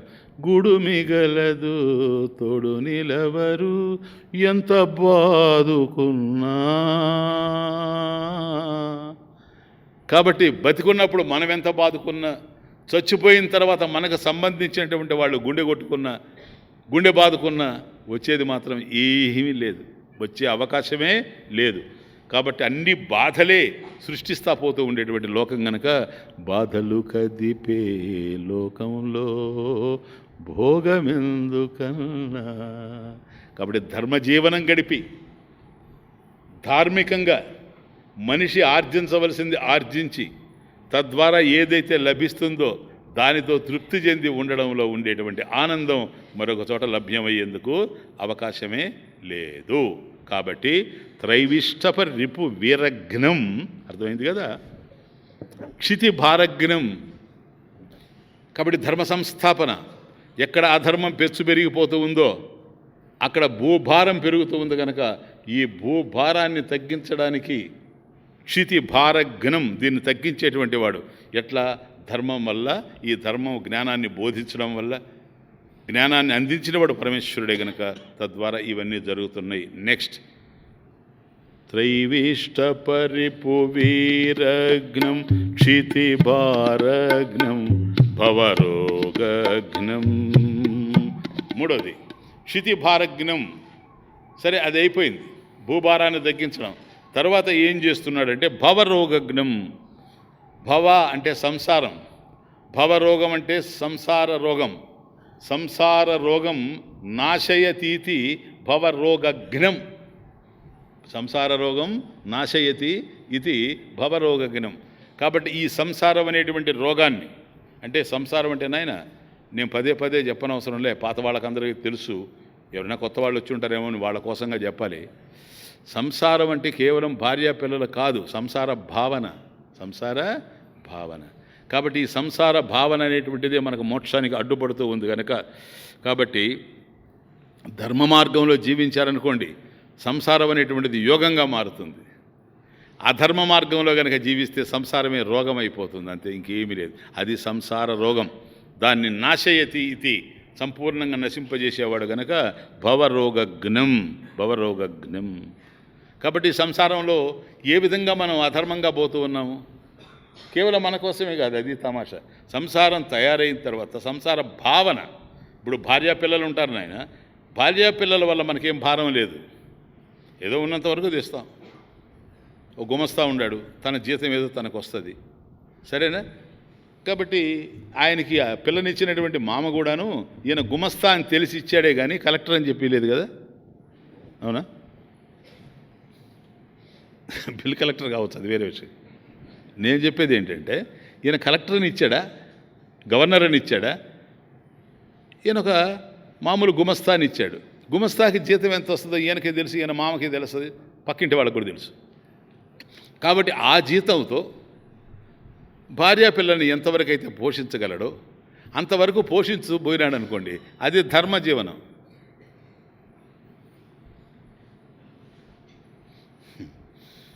పక్కింటి ఆవిడ మెడ చాలా లావుగా ఉంది, మా ఆవిడ మెడ సన్నగా ఉంది. ఓరి పిచ్చోడా, మెడ సన్నంగా ఉంటే ఆవిడనే కదా నువ్వు చేసుకున్నది. నువ్వు చేసుకునేటప్పుడు ఈవిడ మెడ లావుగా ఉండాలని ఊహించావా? కాబట్టి ఇప్పుడు అదే మెడ ఉంది కదా, లే ఇప్పుడు ప్రారంభం. కాబట్టి ఆవిడ ఇంతవరకు వేసుకొని ఉంది కనుక ఆవిడ వేసుకున్నటువంటి హారం, బంగారు హారం, రత్నాల హారం ఇక్కడి నుంచి ఇంతవరకు ఉంది కనుక నా భార్యకి ఇక్కడి నుంచి ఇక్కడికి కూడా రావాలి. ఆ తర్వాత ఇక్కడికి కూడా వచ్చేస్తే పీకపోద్ది. ఎందువల్లంటే ఇది నేను చెప్పేది ఏంటంటే ఇది సంసారం అంటాను. ఇప్పుడు భార్య ఉండడం వల్ల నష్టం లేదు, బిడ్డలు ఉండడం వల్ల నష్టం లేదు. కాబట్టి ఆలోచించాలి. కాతే కాంత కస్తే పుత్ర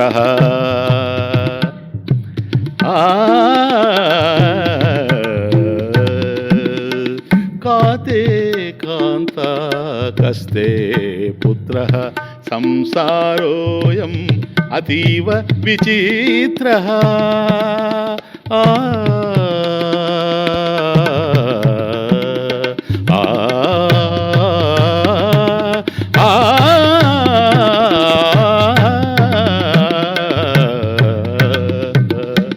కాతే కాంత కస్తే పుత్ర సంసారోయం అతీవ విచిత్ర కస్య త్వం కః కుత ఆయతః కస్య త్వం కః కుత ఆయతః తత్వం చింతయ తదిహ భ్రాతః తత్వం చింతయ తదిహ భ్రాతః భజ గోవిందం భజ గోవిందం గోవిందం భజ మూఢమతే భజ గోవిందం భజ గోవిందం గోవిందం భజ మూఢమతే.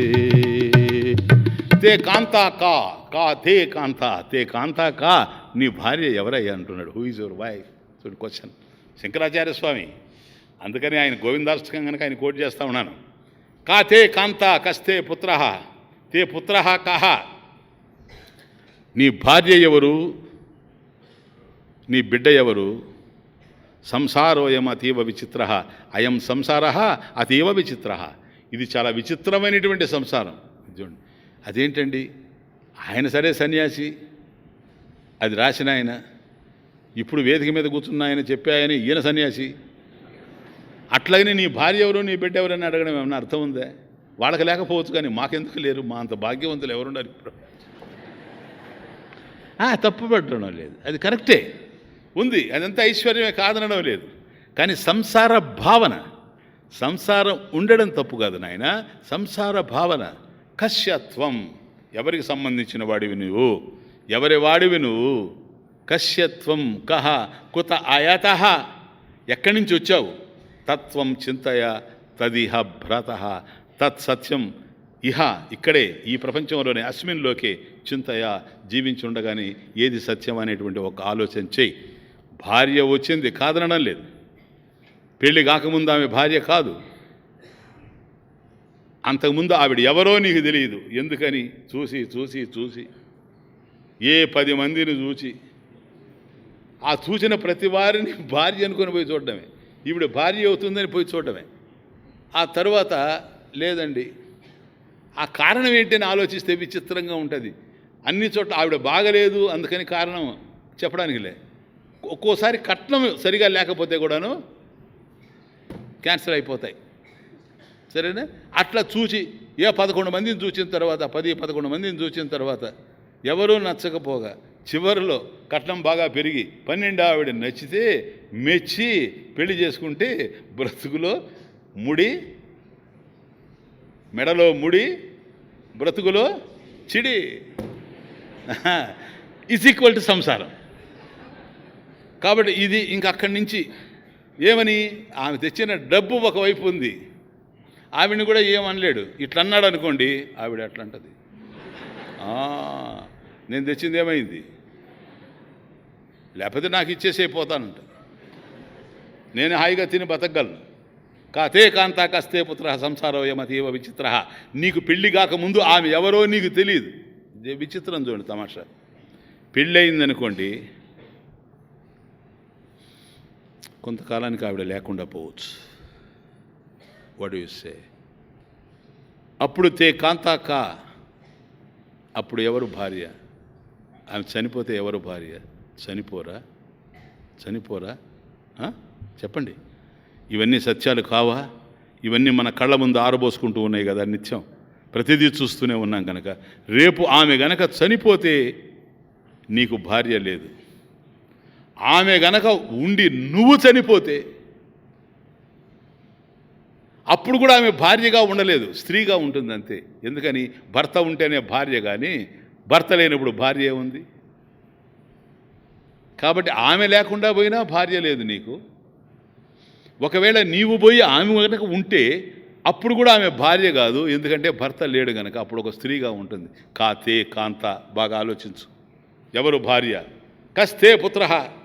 కాబట్టి అట్లా కూడా పెళ్ళైనప్పుడు కూడా పిల్లవాడు లేడు, పెళ్ళైన కొత్త కాలానికి పిల్లవాడు కలిగాడు. వాడే గనక ఏ కారణం చేతనో ఏ యాక్సిడెంట్లో మరణించాడు అనుకోండి, తే పుత్ర కహ, ఎవరు పిల్లవాడు? ఒకవేళ వాడు ఉండి తల్లిదండ్రులే పోయారనుకోండి, అప్పుడు వాడు కొడుకుగా ఉండడు, మనిషిగా ఉంటాడు ఈ ప్రపంచంలో. ఎందుకని? కొడుకుగా ఉండాలంటే తల్లిదండ్రులు ఉండాలి. తల్లిదండ్రులు ఉంటేనే కొడుకు, లేకపోతే కొడుకు అయ్యేందుకు అవకాశం లేదు. అంతా ఇట్లాగే ఉంది. విచార్యమాణి తత్వదృష్ట్యా పుత్రాదయోహో న సంతి. బాగా విచారించి చూస్తే ఏది? తత్వదృష్ట్యా. అందుకని ఆచార్యుల వారు తదిహ భ్రాత తత్వం చింతయ తదిహ భ్రాత భ్రాత. హే సోదర శంకర, శంకర చూడండి ఎంత బుజ్జగించి చెప్తున్నాడు. తమ్ముడు నా మాట విను. భ్రత తత్వం చింతయ తత్ తత్వం చింతయ ఇహ, ఇక్కడే ఇప్పుడే, చచ్చిపోయిన తర్వాత కాదు. చచ్చిపోయిన తర్వాత విచారం చేయడానికి ఎవ్వరూ ఉండరు. ఇప్పుడు విచారం చేయొచ్చు. ఎందుకని? ఇప్పుడు విచారం చేసే అవకాశం నీకుంది. ఈ అవకాశాన్ని జార విడుచుకోకు. ఒకవేళ నీకు విచారం చేత కాకపోతే ఆ విచారాన్ని నేర్పించేటువంటి గురువులు కూడా ఉన్నారు ఈ ప్రపంచంలో. వాళ్ళందరినీ మనం గుర్తు తెచ్చుకుంటూనే గురు పూర్ణిమ అనేటువంటిది కూడా మనం జరుపుకుంటూ ఉన్నాం. కాబట్టి ఆ గురువులు ఉన్నారు, వాళ్ళు మనల్ని గైడ్ చేస్తారు. కాబట్టి తత్వం చింతయ తదిహ భ్రాత. కాబట్టి ఈ కాంతాపుత్రాదయ, కాబట్టి భార్య బిడ్డలు అనేటువంటిది సంసారం ఏదైతే నువ్వు పెనవేసుకొని పోతున్నావో, భార్య బిడ్డలు ఉండడం తప్పు కాదు, కానీ అధికమైనటువంటి వ్యామోహం ఏదైతే ఉందో అదే తప్పు, అదే తప్పు. దానికోసమే మనం పొరపాటు చేస్తూ ఉండేది. నా భార్యకి ఇన్ని నగలు కావాలి కనుక నేను చెయ్యకూడనటువంటి పాపాలు చేస్తానని. ఆ భార్య కూడా విచిత్రమైన వ్యక్తి. కొందరు నువ్వు ఏమన్నా చేయి నాకు తెచ్చిపెట్టు అంటారు. వాళ్ళ కర్మ చూడండి. వాళ్ళకి ఎంత ప్రేమ అంటే భర్త మీద అన్ఇమాజినబుల్. ఎందుకో తెలుసా? నువ్వు ఏమన్నా చెయ్యి, నాకు మాత్రం తెచ్చిపెట్టు. నువ్వు ఏమన్నా చెయ్యి అంటే దాని అర్థం ఏంటి? నువ్వు ఏమన్నా చెయ్యి, ఏ పాపమన్నా చెయ్యి, పాపకోపంలో నువ్వు పడతావే కానీ మేము వచ్చి పడేది ఏమీ లేదు. ఎందుకని? నువ్వు తెచ్చిస్తే మేము పెట్టుకున్నాం కనుక నగలన్నీ. అంత ప్రేమ భార్యలకు భర్త. ఇప్పుడు మీరందరూ నన్ను తిట్టుకుంటారు, నాకేం బాధలేదు. ఇప్పుడు నాకు వచ్చిన నష్టం ఏంటి చెప్పండి? నాకేమైనా ఒక్కటైనా వచ్చి తగులుతుందే? ఏం తగలదు. మళ్ళీ నేను మా ఋత్విక్కులు మళ్ళీ షన్నోమిత్ర శంవరుణ ఇవే ఉంటాయి, కానీ మాకేమీ బాధ లేదు. మీరు ఏమనుకున్నా కూడా మాకు నష్టం లేదు. కానీ విచిత్రం ఏంటంటే ఈ ప్రపంచంలో కావాలనుకునే వాళ్ళకి రావు, వద్దనుకునే వాళ్ళకి వస్తాయి. ఇది ఒక పెద్ద విచిత్రమైన వ్యవహారం. ఇప్పుడు పాల సముద్రంలో ఒక్కొక్కటి వస్తూ ఉంది. క్షీరసాగర మథనంలో ఒక్కొక్కటి వస్తూ ఉంది. ఆ వచ్చినవన్నీ ఒక్కొక్కటి తీసుకుంటున్నారు. ఉచ్చేశ్రవం వచ్చింది, ఒకరు తీసుకున్నారు. ఐరావతం వచ్చింది, ఒకరు తీసుకున్నారు. చింతామణి వచ్చింది, ఒకరు తీసుకున్నారు. కల్పతరు వచ్చింది, ఒకరు తీసుకున్నారు. లక్ష్మీదేవి వచ్చింది. అక్కడ పోటీ పడిపోయారు. లక్ష్మి అంటే చూశారా తమాషా? ఎవరు పోటీ పడ్డారు? అందరూ పోటీ పడ్డారు. దేవతలు పోటీ పడ్డారు, ఋషులు కూడా పోటీ పడ్డారు సార్. విచిత్రం. గడ్డాలు పెంచుకున్న వాళ్ళు కూడాను, వాళ్ళు కూడా ముండనం చేసుకున్న వాళ్ళు, గడ్డాలు పెంచుకున్న వాళ్ళు, వాళ్ళంతా కూడా పోయి వరుసలో కూర్చున్నారట. ఎందుకనంటే ఆమె అందరూ కావాలంటున్నారు కనుక ఆమెను ఎవరికి ఇవ్వాలని ఎవరికీ అర్థం కాలేదు. అప్పుడు అన్నారు, అమ్మా మేము నిన్ను తీసుకెళ్ళి ఎవరికి ఇవ్వాలని అర్థం కావడం లేదు. ఎందుకంటే ఇదిగో ఉన్న వాళ్ళందరూ నిన్ను కోరుకుంటూనే ఉన్నారు, వద్దనే వాళ్ళు ఒక్కరు లేరు. కాబట్టి మేము ఎవరికి ఇవ్వాలనో మాకు తెలియడం లేదు కనుక మేము ఏమి ఇస్తామంటే నీ చేతికి ఒక పూలమాల ఇస్తాం, నువ్వు తీసుకెళ్ళి నీకు ఇష్టమైనోడికి వేసేయి, అతడు నీకు పతి, తర్వాత అతని గతి ఎట్లన్నా ఉండేను అని చెప్తే ఆమె యాక్సెప్ట్ చేసింది. యాక్సెప్ట్ చేసి వస్తే ముందు అంతా దేవతలు కూర్చున్నారు. అవి చూసింది. ఈ దేవతలు గొప్పవాళ్లే కానీ కామాన్ని జయించిన వాళ్ళు కారు వీళ్ళు. చూడలే, ఆల్య శాప విమోచనం ఇవన్నీ చూసాం కదా మనం అంతా కూడాను. దేవేంద్రుడు అంతటి వాడే ఉదయాన్నే పోయి కోడే కూయడం ఏంటి, కొంప ముంచుకోవడం ఏంటి, ఇవన్నీ చూస్తూనే ఉన్నాం కదా. కాబట్టి ఈ దేవతలు ఇట్లాగే ఉంటారు, ఇటువంటి వాళ్ళని కట్టుకొని మనం సుఖపడలేము అని కొద్ది ముందుకు పోయింది. ముందుకు పోతే అక్కడ ఋషులు కూర్చొని ఉన్నారు. సరే, వీళ్ళకి ఆ కామవాంఛ లేదు, వాళ్ళకన్నా వీళ్ళు ఫార్ బెటర్. కానీ వీళ్ళతో ఒక కర్మ ఏంటంటే, ఏది ఋషులతో సాధువులతో వీళ్ళతో బాధ ఏంటంటే, వీళ్ళకి ఎక్కడ లేని కోపం, ప్రపంచంలో లేని కోపం అంతా వీళ్ళ దగ్గర ఉంటుంది. ఉపన్యాసం చేసేటప్పుడు ఎవడైనా ఒకడు అడ్డం నడిస్తే చాలు, ఉపన్యాసం విషయం దేవుడు ఎరుగు అంటారు అక్కడి నుంచే. కాబట్టి ఈ కోపిష్టులతో మనం పడలేము. కాబట్టి ఎప్పుడు కోపంతో ఉండేటువంటి వాడితో ఎవడు హాయిగా కాపురం చేస్తారు. కాబట్టి వీళ్ళు కూడా అవసరం లేదనుకోండి. ఇట్లా చూసుకుంటూ పోయింది, గంధర్వుల్ని అందరినీ చూసింది. ఎవ్వరూ ఇష్టపడలే, అందరూ కావాలని కోరుకొని వచ్చి కూర్చున్నారు. కానీ అల్లంత దూరాన ఎవరు, శాంతాకారం భుజగశయనం పద్మనాభం సురేశం విశ్వాధారం గగన సదృశం మేఘవర్ణం శుభాంగం లక్ష్మీకాంతం. ఇప్పుడు కమలనయనం యోగి ధ్యానగమ్యం వందే విష్ణుం భవభయహరం భవరోగగ్నం భవభయహరం సర్వలోకైకనాథం శాంతాకారం.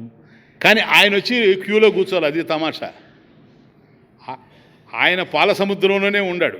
ఈవిడంతా చూసుకొని క్షీరసాగర శయనుడి దగ్గరకు పోయి కోరని వాడికి వేసేసింది, అది తమాషా. కోరుకున్న వాళ్ళకి ఏది రాదు ఈ ప్రపంచంలో. ఎందుకు చెప్తున్నానంటే, మనకి ఏం ఉండాయని కాదు, నేను తృప్తి పడతా. నా దగ్గర ఎవ్వరు ప్రపంచంలో ఎవరు కొనలేనటువంటి మణులు ఉన్నాయి అని నేను అనుకుంటా, రత్నహారాలు ఉన్నాయని అనుకుంటా. వీటిని కొనేటువంటి వాళ్ళు పుట్టలేదని నేను అనుకుంటా. అవే ఉపనిషత్ వాక్యాలు, అవే మహావాక్యాలు, అవి మన దగ్గర ఉంది. ఆ జ్ఞానం మన దగ్గర ఉంది. అది ఎంత విలువ చేస్తుందో చెప్పలేము. అమూల్యమైనటువంటిది, అపూర్వమైనటువంటిది, అద్భుతమైనటువంటిది. అవి మనకు కావాలి, అంతేగాని ఇది కాదు. కాబట్టి బాగా ఆలోచించి చూస్తే ఈ సంసారం కాంతా పుత్రాదయ స్వప్నద్రష్ట కాంతాపుత్రాదివత్ మాయావశాత్ ప్రతీయంతే. కాబట్టి ఇప్పుడు నిద్రపోతూ ఉన్నాం, మన కలలో కనపడతారు. మన కలలో కూడా భార్యా పిల్లలు ఉంటారు. ఇది విచిత్రం, ఎవరు చెప్పరు. కానీ పైకి గృహస్థులకి సాధువులకి అందరికి వస్తుంటాయి కళ్ళు. కళలన్నీ నిజం కాదు కదా, బాహ్యంలో చూసేటివే కళ్ళలో వస్తాయి. కాబట్టి అక్కడ వేరే ఫ్యామిలీ ఉన్నట్టుగా ఉంటుంది. ఉదయాన్నే లేచి నవ్వుకుంటుంటాడు భర్త, ఉండే ఫ్యామిలీతో ఏగలేక వస్తుంటే మళ్ళీ అదేంది కల్లో ఇంకో ఫ్యామిలీ అని నవ్వుకుంటుంటాడు. ఈ లోపల భార్య చూస్తుంది, ఏమిటండి నవ్వుతున్నారంటే చెప్పగలడా? నాకు కలలో ఇంకొక ఫ్యామిలీ ఉందని చెప్తాడా? చెప్పి బతకతాడా అసలు? చెప్పండి. కాబట్టి బతకాలని ప్రతి మనిషికి ఉంటుంది కనుక ఏ మనిషి అయినా బ్రతకాలనే కదా అనుకుంటాడా? చెప్పేటువంటి పరిస్థితి లేదు. కాబట్టి కాంతాపుత్రాదయ స్వప్నద్రష్ట కాంతాపుత్రాదివత్ ప్రతీయంతే మాయావశాత్ ప్రతీయంతే.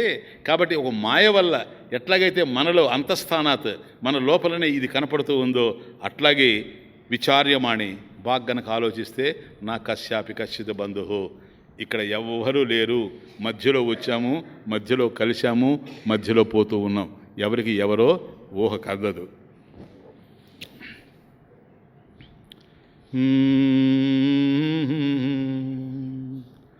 ఎవరికి ఎవరో ఎవరు ఎరుగని శోకమయము ఈ లోకము.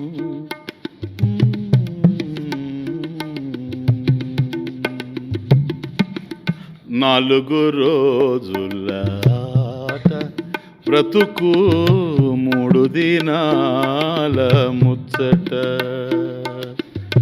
4 రోజులాట బ్రతుకు 3 దినాల ముచ్చట 4 రోజులాట బ్రతుకు 3 దినాల ముచ్చట ఎవరికి ఎవరో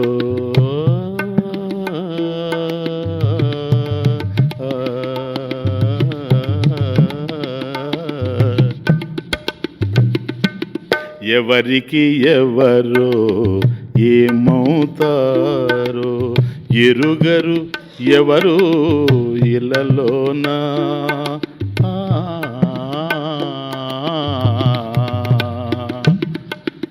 ఎవరికి ఎవరు ఏమవుతారో ఎరుగరు ఎవరు ఇళ్ళలోనా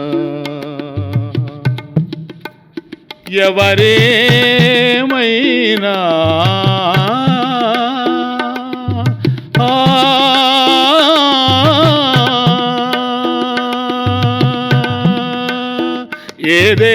ఏదేమైనా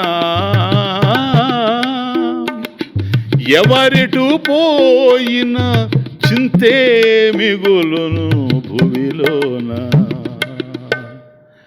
ఏదేమైనా ఎవరిటు పోయిన చింతే మిగులును భువిలోన 4 రోజుల ఆట బ్రతుకు 3 దినాల ముచ్చట 4 రోజుల ఆట బ్రతుకు 3 దినాల ముచ్చట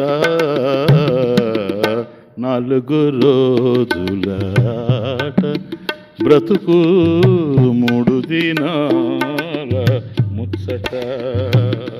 కాబట్టి ఈ సంసారం అనేటువంటి రోగం ఏదైతే పట్టి మనల్ని పీడిస్తూ ఉందో భవ రోగ అంటే సంసార రోగ ఘ్నం నాశయతి.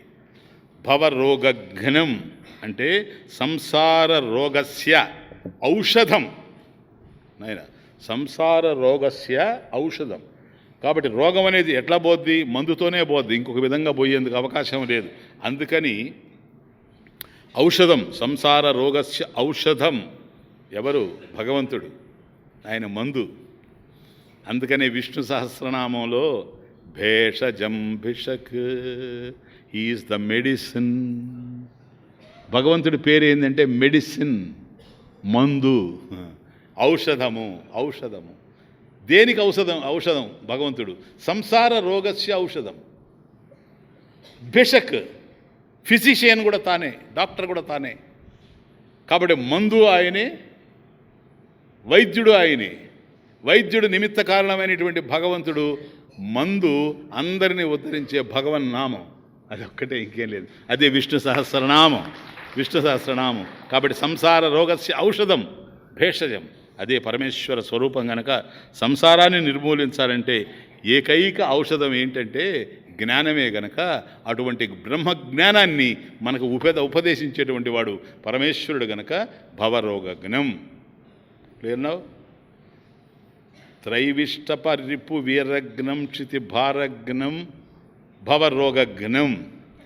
కైవల్యం కేవలం తానే ఏకహ, రెండవ వస్తువు లేదు. అది కైవల్యం అంటే. కైవల్యం అంటే మోక్షం, అంటే మోక్ష స్వరూపంలో ఉండేటువంటి వాడు పరమేశ్వరుడు. అది ఆడ మోక్షప్రదాత. అంటే పరమార్థత సజాతీయ విజాతీయ స్వగత భేద వినిర్ముక్తత్వాత్ ఏకః పరమేశ్వరః ఇతి. కాబట్టి ఏ భేదం తెలియనటువంటి వాడు, సజాతీయ భేదం లేదు, విజాతీయ భేదం లేదు, స్వగత భేదం లేదు. ఈ 3 భేదాలు ఏవైతే ఉన్నాయో భేదత్రయాన్ని అతిక్రమించినటువంటి వాడు పరమేశ్వరుడు. ప్లీజ్. అందువల్ల ఏకహ, ఆయన ఒక్కడే కానీ మరొకటి కానే కాదు. ఒకటి అంటే అందులో అనేకం ఉంటాయి.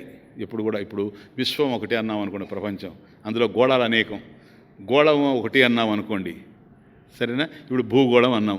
భూగోళం ఒకటండి అని అన్నాం. ఇంకొక గోళం మాకొద్దు, భూగోళం ఒకటి. మరి భూగోళంలో ఎన్ని ఖండాలు ఉన్నాయి? అనేక ఖండాలు ఉన్నాయి. మనం ఆసియా ఖండంలో ఉన్నాం. సరే, ఒక ఖండం తీసుకున్నాం, అది ఒకటే అన్నాం అనుకోండి. దాంట్లో దేశాలు ఎన్ని? అనేకం. పోనీ ఒక్క దేశం అనుకున్నానండి, మేరా భారత్ మహాన్, ఒక దేశం అనుకున్నాం. ఈ దేశంలో రాష్ట్రాలు ఎన్ని? అనేకం. ఇప్పుడు ఒక రాష్ట్రం అనుకున్నాం అనుకోండి, ఆంధ్రప్రదేశ్ ఇప్పుడు లేదు కదా, తెలంగాణ. పోనీ దాంట్లో జిల్లాలు ఎన్ని? మళ్ళీ చూచారా తమాషా? జిల్లాల్లో తాలూకాలు, ఆ తాలూకాల్లో మండలాలు, మండలాల్లో గ్రామాలు. కాబట్టి మండలం ఒకటే కానీ గ్రామాలు అనేకం. గ్రామం ఒకటి, వీధులు అనేకం, ఇళ్ళు అనేకం, ఇల్లు ఒకటి, గదులు అనేకం, గది ఒకటి, అందులో ఉండే ఇటుకలు అనేకం, ఇటుక ఒకటి, అందులో ఉండే అణువులు అనేకం. ఏదైనా సరే ఏకము అని కనుక మొదలుపెట్టామంటే అది అట్లా అనేకంగానే పోతూ ఉంటుంది. అనేకము కాని ఏకము. He is one without second. రెండవది లేనిటువంటి అద్వితీయమైనటువంటి వాడు కనుక ఆయన కైవల్యం. సజాతీయ భేదం లేదు, విజాతీయ భేదం లేదు, స్వగత భేదం లేదు. సజాతీయ భేదం అంటే ఏమిటో తెలుసా? ఇప్పుడు ఒక చెట్టు ఉంది, అది ఒక జాతి, వృక్షజాతి. ఆ చెట్టు మీద ఒక పక్షి ఉందనుకోండి, అది వృక్షజాతి కిందకి రాదు. అది ఏ జాతి? పక్షి జాతి. ఆ చెట్టు కింద ఒక జంతువు ఉందనుకోండి, అది జంతువు జాతి. తమాషా చూడండి. కాబట్టి సజాతీయ భేదరహిత. కాబట్టి ఒక జాతి ఉంటే మరొక జాతి ఉంటుంది. కానీ పరమేశ్వరుడు ఒక జాతి కిందకి రాడు. ఎందుకని? ఆయన ఉండేటువంటి వాడు ఒక్కడే కానీ రెండవది కాదు. ఇప్పుడు సజాతీయ భేదం అంటే అర్థమైంది కదా మీకు? ఒక జాతి ఇంకో జాతి. విజాతీయ భేదం ఇది ఇంకొకటి. అంటే సజాతీయ భేదం అంటే డైరెక్ట్ చూడండి, ఇంకా క్లియర్ చేస్తాను. చెట్లున్నాయి, వృక్షజాతి అనుకోండి. వృక్షజాతిలో ఇది మామిడి చెట్టు, అది వేప చెట్టు, అది కొబ్బరి చెట్టు అని అన్నప్పుడు మామిడి చెట్టు వేప చెట్టు కన్నా వేరైంది, వేప చెట్టు కొబ్బరి చెట్టు కన్నా వేరైంది. అది సజాతీయ భేదం. అవన్నీ ఒకే జాతి, వృక్షజాతి, కానీ వాటిలో ఒకదానికోటి భేదం ఉంది. విజాతీయ భేదము అన్నప్పుడు అది వృక్షజాతి, ఇది పక్షి జాతి, ఇది జంతు జాతి, ఇట్లా పోతూ ఉంటుంది. ఇది విజాతీయ భేదం. స్వగత భేదము ఏమిటి అని చూసినప్పుడు, ఇప్పుడు చెట్టు ఉంది, చెట్టు ఒక్కటే కానీ దాంట్లోనే భేదాలు కనిపిస్తాయి. కాండం ఉంది కింద, కాండం ఏదైతే ఉందో అది కొమ్మలు కాదు, కొమ్మ ఏదైతే ఉందో అది రెమ్మ కాదు, రెమ్మ ఏదైతే ఉందో అది ఆకు కాదు, ఆకు ఏదైతే ఉందో అది కాయ కాదు, కాయ ఏదైతే ఉందో అది పండు కాదు, పండు ఏదైతే ఉందో అది పువ్వు కాదు. చూచారా? ఇవన్నీ చెట్లోనే ఉన్నాయి. కాబట్టి ఒక చెట్టు అని మనం చెప్పడానికి అవకాశం లేదు. ఎందుకని? దాంట్లో ఇన్ని ఉన్నాయి కనుక ఇవన్నీ స్వగత భేదం, దాంట్లోనే ఉండేటువంటి భేదాలు. ఈ సజాతీయ విజాతీయ స్వగత భేద వినిర్ముక్తత్వాత్ ఏకః కేవలః కైవల్యం. ఆయన అంతే, కైవల్యం. అది కైవల్య స్వరూపుడు. కైవల్యం నవనీతాహారం అనాహారం భువనాహారం. అటువంటి కేవల స్వరూపుడు, ఏకమే తానైనటువంటి వాడు. అటువంటి పరమేశ్వరుడు నవనీతాహారం, వెన్నను ఆహారంగా తీసుకుంటుండేవాడు. అది కూడా నవ, లేత వెన్న. లేత వెన్న అంటే అప్పుడే తీసినటువంటి వెన్న. అదే భక్తి, అదే భక్తి, లేత భక్తి, సున్నితమైనటువంటి భక్తి, విమలమైనటువంటి భక్తి. ఆ భక్తినే ఆహారంగా తీసుకునేటువంటి వాడు పరమేశ్వరుడు. కాబట్టి ఆయనకు నువ్వు ఏం పెట్టావని చూడడు, ఏ భక్తితో పెట్టావని చూస్తాడు. కాబట్టి షడ్రసోపేతమైనటువంటి ఆహార పదార్థాలన్నీ కూడా తయారు చేసి ఆయనకి పెట్టడం, అది కాదు భగవంతుడికి కావాల్సింది. భగవంతుడు నీ భక్తిని చూస్తాడు. విదురుడిలో ఏం చూచాడు? కాబట్టి పండును పడేసి తొక్క ఇస్తే తొక్కను కూడా తిన్నాడు. ఎందుకని? పండు తాను తినేవాడు కాదు, తొక్కని తాను తినేవాడు కాదు. దానికన్నా అనాహారం, ఆహారమే అవసరం లేనటువంటి వాడు. ఇది భక్తుల్ని ఉద్ధరించడం అని మనకు తెలుస్తుంది. నవనీతాహారం అనాహారం. చూసారా? ఏ ఆహారము అవసరం లేనటువంటి వాడు. అసలు అన్నం అంటే ఏంటి? ఆహారం అంటే ఏంటి? ఆద్యతే భూతై అన్నం, ఆద్యతే భూతై. కాబట్టి జీవుల చేత తినబడేది ఏదైతే ఉందో దాన్ని అన్నం. ఆద్యతే భూతై ఇది కాబట్టి సమస్తమైనటువంటి ప్రాణుల చేత ఏదైతే తినబడుతూ ఉందో అది అన్నం. ఆ అన్న స్వరూపం భగవంతుడే కదా. అన్నం బ్రహ్మ, అన్నం భగవంతుడే. తైత్రీయంలో మనం చూసాం కదా, తైత్రీయం చెప్పినప్పుడు. కాబట్టి బ్రహ్మ ఎవరో కాదు, అన్నం. కాబట్టి ఆయనే అన్నమైనప్పుడు ఇంకా ఆయనకి దాని యొక్క అవసరం ఉండేందుకు అవకాశం లేదు. కాబట్టి ఆయనే అన్నం. అన్నం ఎట్లా వచ్చింది? సూర్యుడుంటే వచ్చింది, చంద్రుడుంటే వచ్చింది, నక్షత్రాలు ఉండడం వల్ల వచ్చింది. వీటి వల్ల అంతా మనకు వృక్షాలు ఉండడం వల్ల వస్తూ ఉంది, నీరు ఉండడం వల్ల వస్తూ ఉంది, నదులు ఉండడం వల్ల వస్తూ ఉంది. వీటన్నిటిలో కూడాను నిండి నిబిడీకృతమైనటువంటి వాడు పరమేశ్వరుడే గనక ఆయనకి ఏ ఆహారం అవసరం లేదు. కాబట్టి అనాహారం, నవనీతాహారం, అనాహారం.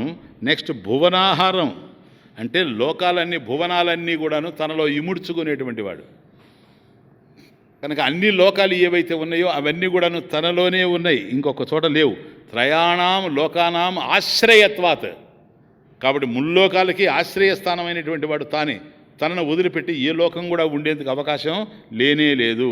కాబట్టి భూతాన్ని భావయతి, అసలు ఆ ప్రాణులన్నీ ఉండడానికి ఆధారమైనటువంటి వాడు తాను. జనయతి, వర్ధయతి, నాశయతి. కాబట్టి అవి ఉండడం తన వల్లనే ఉన్నాయి, అవి తన వల్లనే పెరుగుతూ ఉన్నాయి, రేపు నశించిన తర్వాత కూడా తనలోనే విలీనమైపోతాయి. అటువంటి వాడు గనక ఆయన భువనాహారం. నెక్స్ట్ వైమల్యస్ఫుట చేతోవృత్తి విశేషాభాసం. చేతోవృత్తి అంటే మనసులో ఉండేటువంటి సంకల్పం. ఇది తెలుసు మీకు, అనేక సార్లు చాలా విశేషంగా దీని గురించి చర్చించాను నేను. చేతోవృత్తి, చేత అంటే చిత్తం, మనసు. కాబట్టి చిత్తవృత్తి, మనసులో ఉండేటువంటి సంకల్పం ఏదైతే ఉందో అది ఎట్లాంటిది? వైమల్య, ఏ మలినం లేనటువంటిది, నిర్మలమైనటువంటి, స్ఫుట స్పష్టమైనటువంటి, చేతోవృత్తి ఒకానొక వృత్తి విశేషంలో విశేషాభాసం చక్కగా ప్రకాశించేటువంటి వాడని అర్థం. కాబట్టి మన మనసులో అనేకమైనటువంటి చిత్తవృత్తులు కదులుతూ ఉంటాయి, కానీ ఒకానొక చిత్తవృత్తిలో భాషించేటువంటి వాడు. ఇది మీకు జ్ఞాపకం వచ్చిందో లేదో? ఏది? జీవేశ్వరుల్ని యొక్క ఏకత్వాన్ని, జీవుడే ఈశ్వరుడు, జీవో బ్రహ్మైవ నాపరహ అనేటువంటి ఏకత్వాన్ని గుర్తించేటువంటి వృత్తి. కాబట్టి అది జీవేశ్వర భేదాన్ని లేకుండా చేసే వృత్తి ఏదైతే ఉందో దాన్ని వైమల్యస్ఫుట చేతో వృత్తి. ఏమో ఈ మోక్షధామం స్టూడెంట్స్ని అడుగుతున్నా నేను, ఈ వృత్తిని ఏమంటారు నాయన? అద్భుతం, థ్యాంక్ యూ. ఏకభావ అవగాహిని వృత్తి. ఏకభావ ఏంటి? జీవుడు ఈశ్వరుడు ఒకటేననేటువంటి భావన. ఇప్పుడు మనకు ఏది తెలిసినా అది అట్లా జ్ఞాపకం పెట్టుకోవాలి. I'm very very happy. So ఎట్లా తెలుస్తుంది మనకంటే, మన చిత్తంలో, మన మనసులో ఇదిగా తెలుస్తుంది ఏదైనా. ఇప్పుడు అటు చూచామనుకోండి, ఇది చామంతి పువ్వు అని తెలుస్తూ ఉంది, ఇది మైక్ అని తెలుస్తూ ఉంది. కాబట్టి నాకన్నా అన్యంగా ఉన్నాయి గనక, నాకన్నా వేరుగా ఉన్నాయి గనక ఇవి అలా తెలుస్తూ ఉన్నాయి. కానీ అక్కడ వచ్చి దీన్ని ఏమంటారంటే, అది కొద్దిగా కష్టం, ఒక్క నిమిషమే చెప్తా, ఎక్కువసేపు చెప్పను. దీన్ని వృత్తి వ్యాప్తి అంటారు శాస్త్రంలో. టెక్నికల్గా వృత్తి వ్యాప్తి అంటారు. వృత్తి వ్యాప్తి అంటే ఏమిటంటే, ఇప్పుడు ఇది మైక్, దీనిని చూచాననుకోండి, నా మనసు మైక్ అంతా అయితేనే మైక్ నాకు తెలుస్తుంది, లేకపోతే తెలిసే అవకాశం లేదు. ఓ గుమ్మడికాయని చూచాననుకోండి, నా మనసు గుమ్మడికాయ అంత కావాలి. అదే ఒక సూదిని తీసుకొని దాని బెజ్జంలో నేను దారం ఎక్కిస్తున్నాను అనుకోండి, అప్పుడు నా మనసు ఎంత కావాలని తెలుసా? సూది బెజ్జం అంత కావాలి. అట్లయితేనే నేను దారం ఎక్కించగలను. గుమ్మడికాయ ఎంత అయిందంటే ఎక్కడ ఎక్కించానో నాకే తెలియదు. ఇదే మనసు ఆకాశాన్ని చూచిందనుకోండి, ఆకాశం అంత అవుతుంది, లేకపోతే నీకు తెలిసే అవకాశం లేదు. దీనిని వృత్తి వ్యాప్తి అంటారు. క్లియర్నా? వృత్తి వ్యాప్తి అంటే మన మనసులో ఉండేటువంటి వృత్తి ఆ వస్తువు మీద వ్యాప్తి చెందింది అని అర్థం. ఇది వృత్తి వ్యాప్తి. ఆ తరువాత ఏమి జరుగుతుందంటే, రెండవది ఉంది ఫల వ్యాప్తి. సింపుల్, ఇంతే, ఇంత ఎక్కువ చెప్పను, కొద్ది డిఫికల్ట్. కాబట్టి ఫలవ్యాప్తి అంటే ఏంటంటే రిజల్ట్, ఫలం. ఆ రిజల్ట్ ఏంటి? ఇది ఏమిటని తెలుసుకోవడం. కాబట్టి ఆకాశాన్ని చూసినప్పుడు ఇది ఆకాశము, దిస్ ఈజ్ స్కై అని తెలుసుకుంటా ఉంది. అదే ఒక గుమ్మడి పండును చూసినప్పుడు దిస్ పంప్కిన్ అంటూ ఉంది. ఒక సూదిని చూసినప్పుడు ఇది నీడలు అంటూ ఉంది. కాబట్టి ఇది అది అని చెప్పేటువంటిది వేరుగా ఉంది. అది వృత్తి వ్యాప్తిలో ఏంటంటే నాకన్నా వేరైనటువంటి దాన్ని నేను తెలుసుకుంటూ ఉన్నాను. కానీ ఫలవ్యాప్తి దగ్గరకు వస్తే బ్రహ్మం ఎవరు? ఆత్మ ఎవరు? నువ్వు మాత్రం కాదా? నువ్వెవరయ్యా? ఆత్మవే కదా. దానిని ఇది బ్రహ్మము అని తెలుసుకోలేవు. తెలుసుకుంటావా? ఇది మామిడి పండు అని తెలుసుకోవచ్చు, ఇది సూది అని తెలుసుకోవచ్చు, ఇది ఆకాశం అని తెలుసుకోవచ్చు, ఇది బ్రహ్మం అని తెలుసుకోలేవు. ఎందుకని? అవి నీకన్నా వేరుగా ఉన్నాయి గనక ఇది అది అని తెలుసుకోవచ్చు. ఇది నీవే గనక దిస్ ఈజ్ బ్రహ్మన్ అనలేవు నువ్వు, దిస్ ఈజ్ ఆత్మన్ అనలేవు నువ్వు. ఏమంటావు తెలుసా? అయాం బ్రహ్మన్, అయాం ఆత్మన్, అహం బ్రహ్మాస్మి, బ్రహ్మైవాహం, బ్రహ్మ ఏవ అహం, అహం బ్రహ్మ ఏవ, నేను బ్రహ్మమే అన్నప్పుడు ఇప్పుడు ఏం జరిగింది? వృత్తి వ్యాప్తి జరిగింది. అక్కడ కూడా, అక్కడ ఎట్లాగైతే వృత్తి వ్యాప్తి జరిగిందో ఆత్మ విషయంలో కూడా వృత్తి వ్యాప్తి జరిగింది. కానీ ఫలవ్యాప్తి లేదు. That's the point. ఫలవ్యాప్తి లేదు. ఏమని? ఇది అదేం తెలుసుకోవడానికి లేదు. కారణం ఏంటో తెలుసా? అది నీవే కనుక.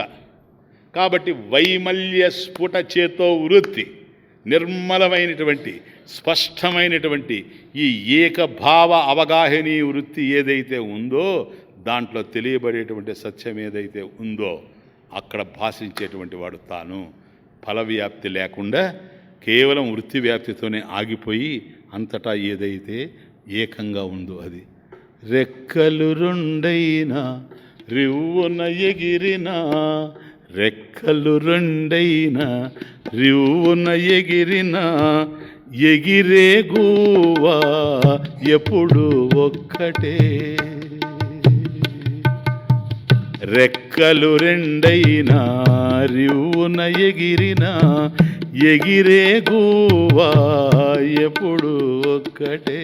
ఆ వృత్తి వ్యాప్తి ఫలవ్యాప్తి రెండుగా ఉండినా వాస్తవానికి అక్కడ ఏకభావ అవగాహన వృత్తిలో ఒక్కటే ఉంది. రెక్కలు రెండైనా రివ్వున ఎగిరినా, ఎగిరే గూవా ఎప్పుడు ఒక్కటే. దిక్కులు వేరైనా దివారాత్రములు, దిక్కులు వేరైనా దివారాత్రములు అంటే రాత్రింబవళ్ళు.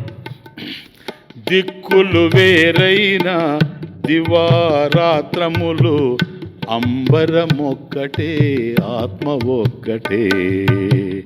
దిక్కులు వేరైనా దివారాత్రములు. కాబట్టి అనేకమైనటువంటి దిక్కులు ఉండొచ్చు, రాత్రింబవళ్ళు జరుగుతూ ఉండొచ్చు.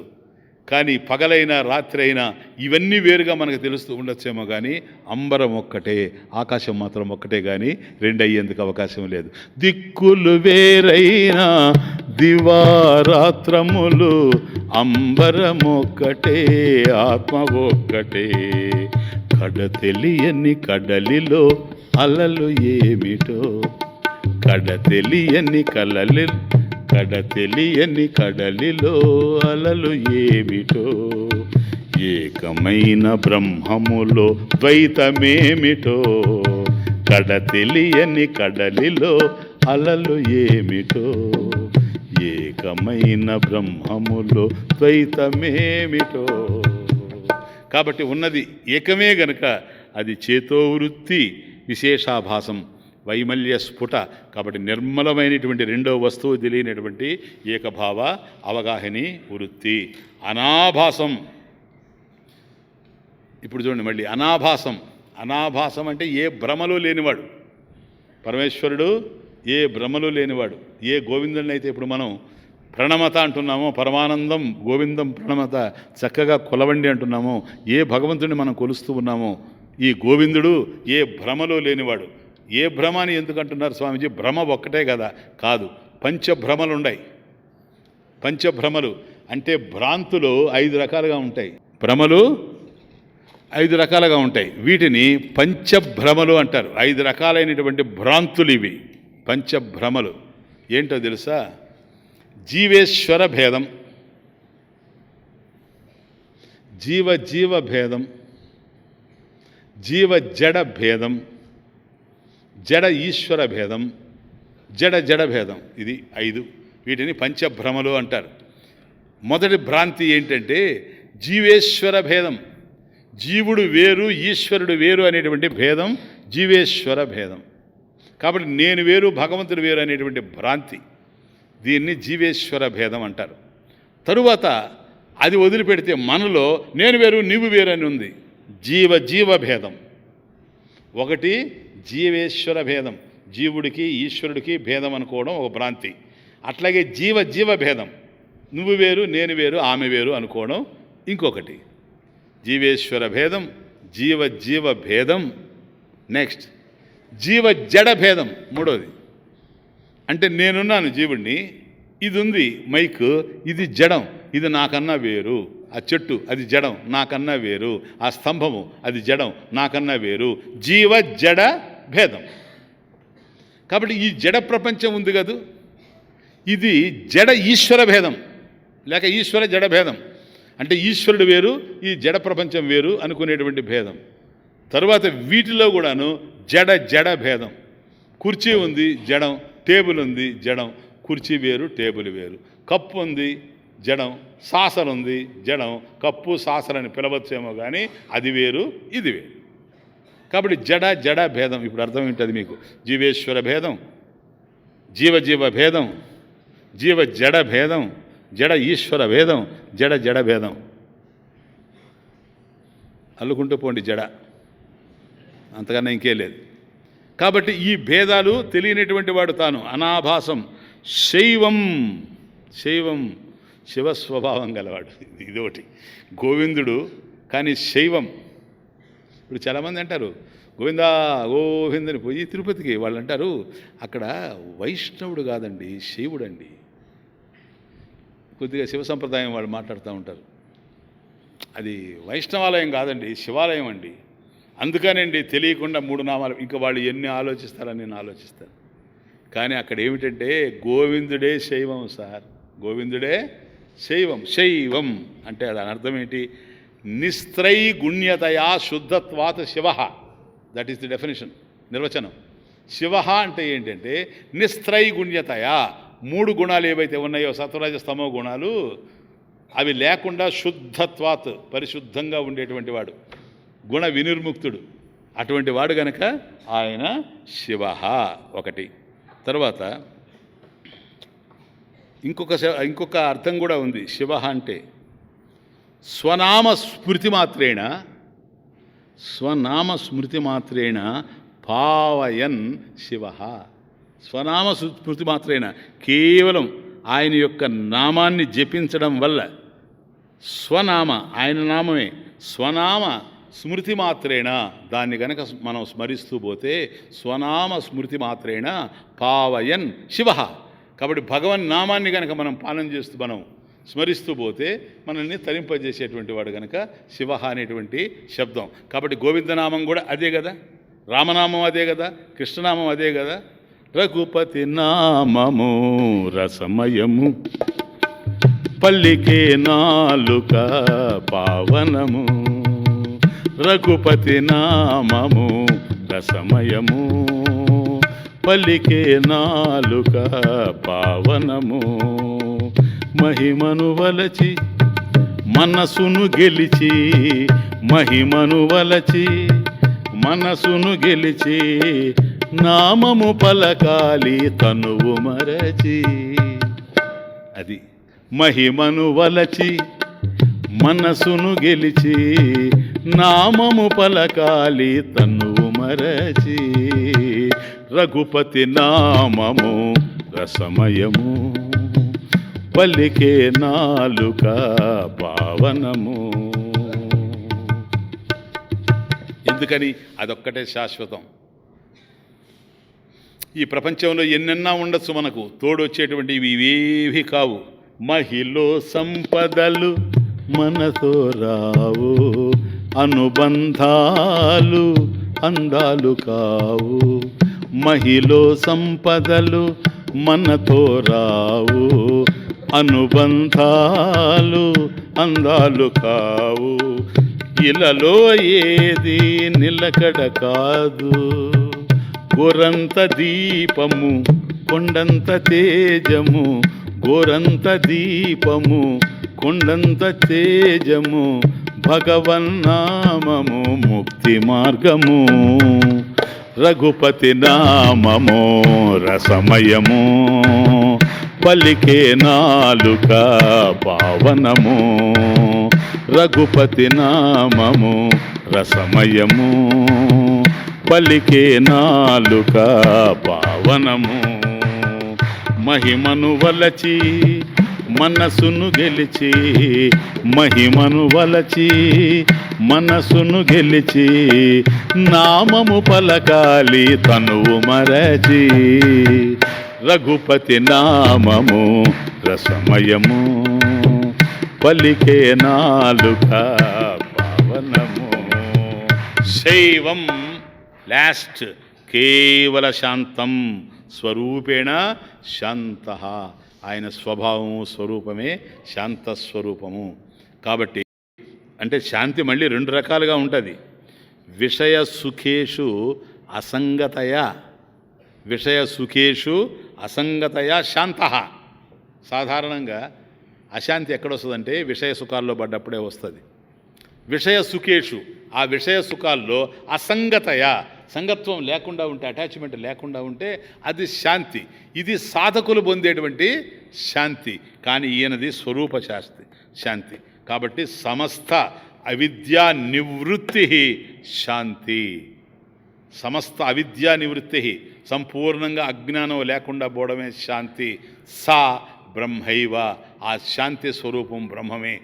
సా గోవింద, అతడే గోవిందుడు గనక గోవిందం ప్రణమత. పరమానందం, పరమానంద స్వరూపుడైనటువంటి గోవిందుడిని ప్రణమత, చక్కగా కొలవండి.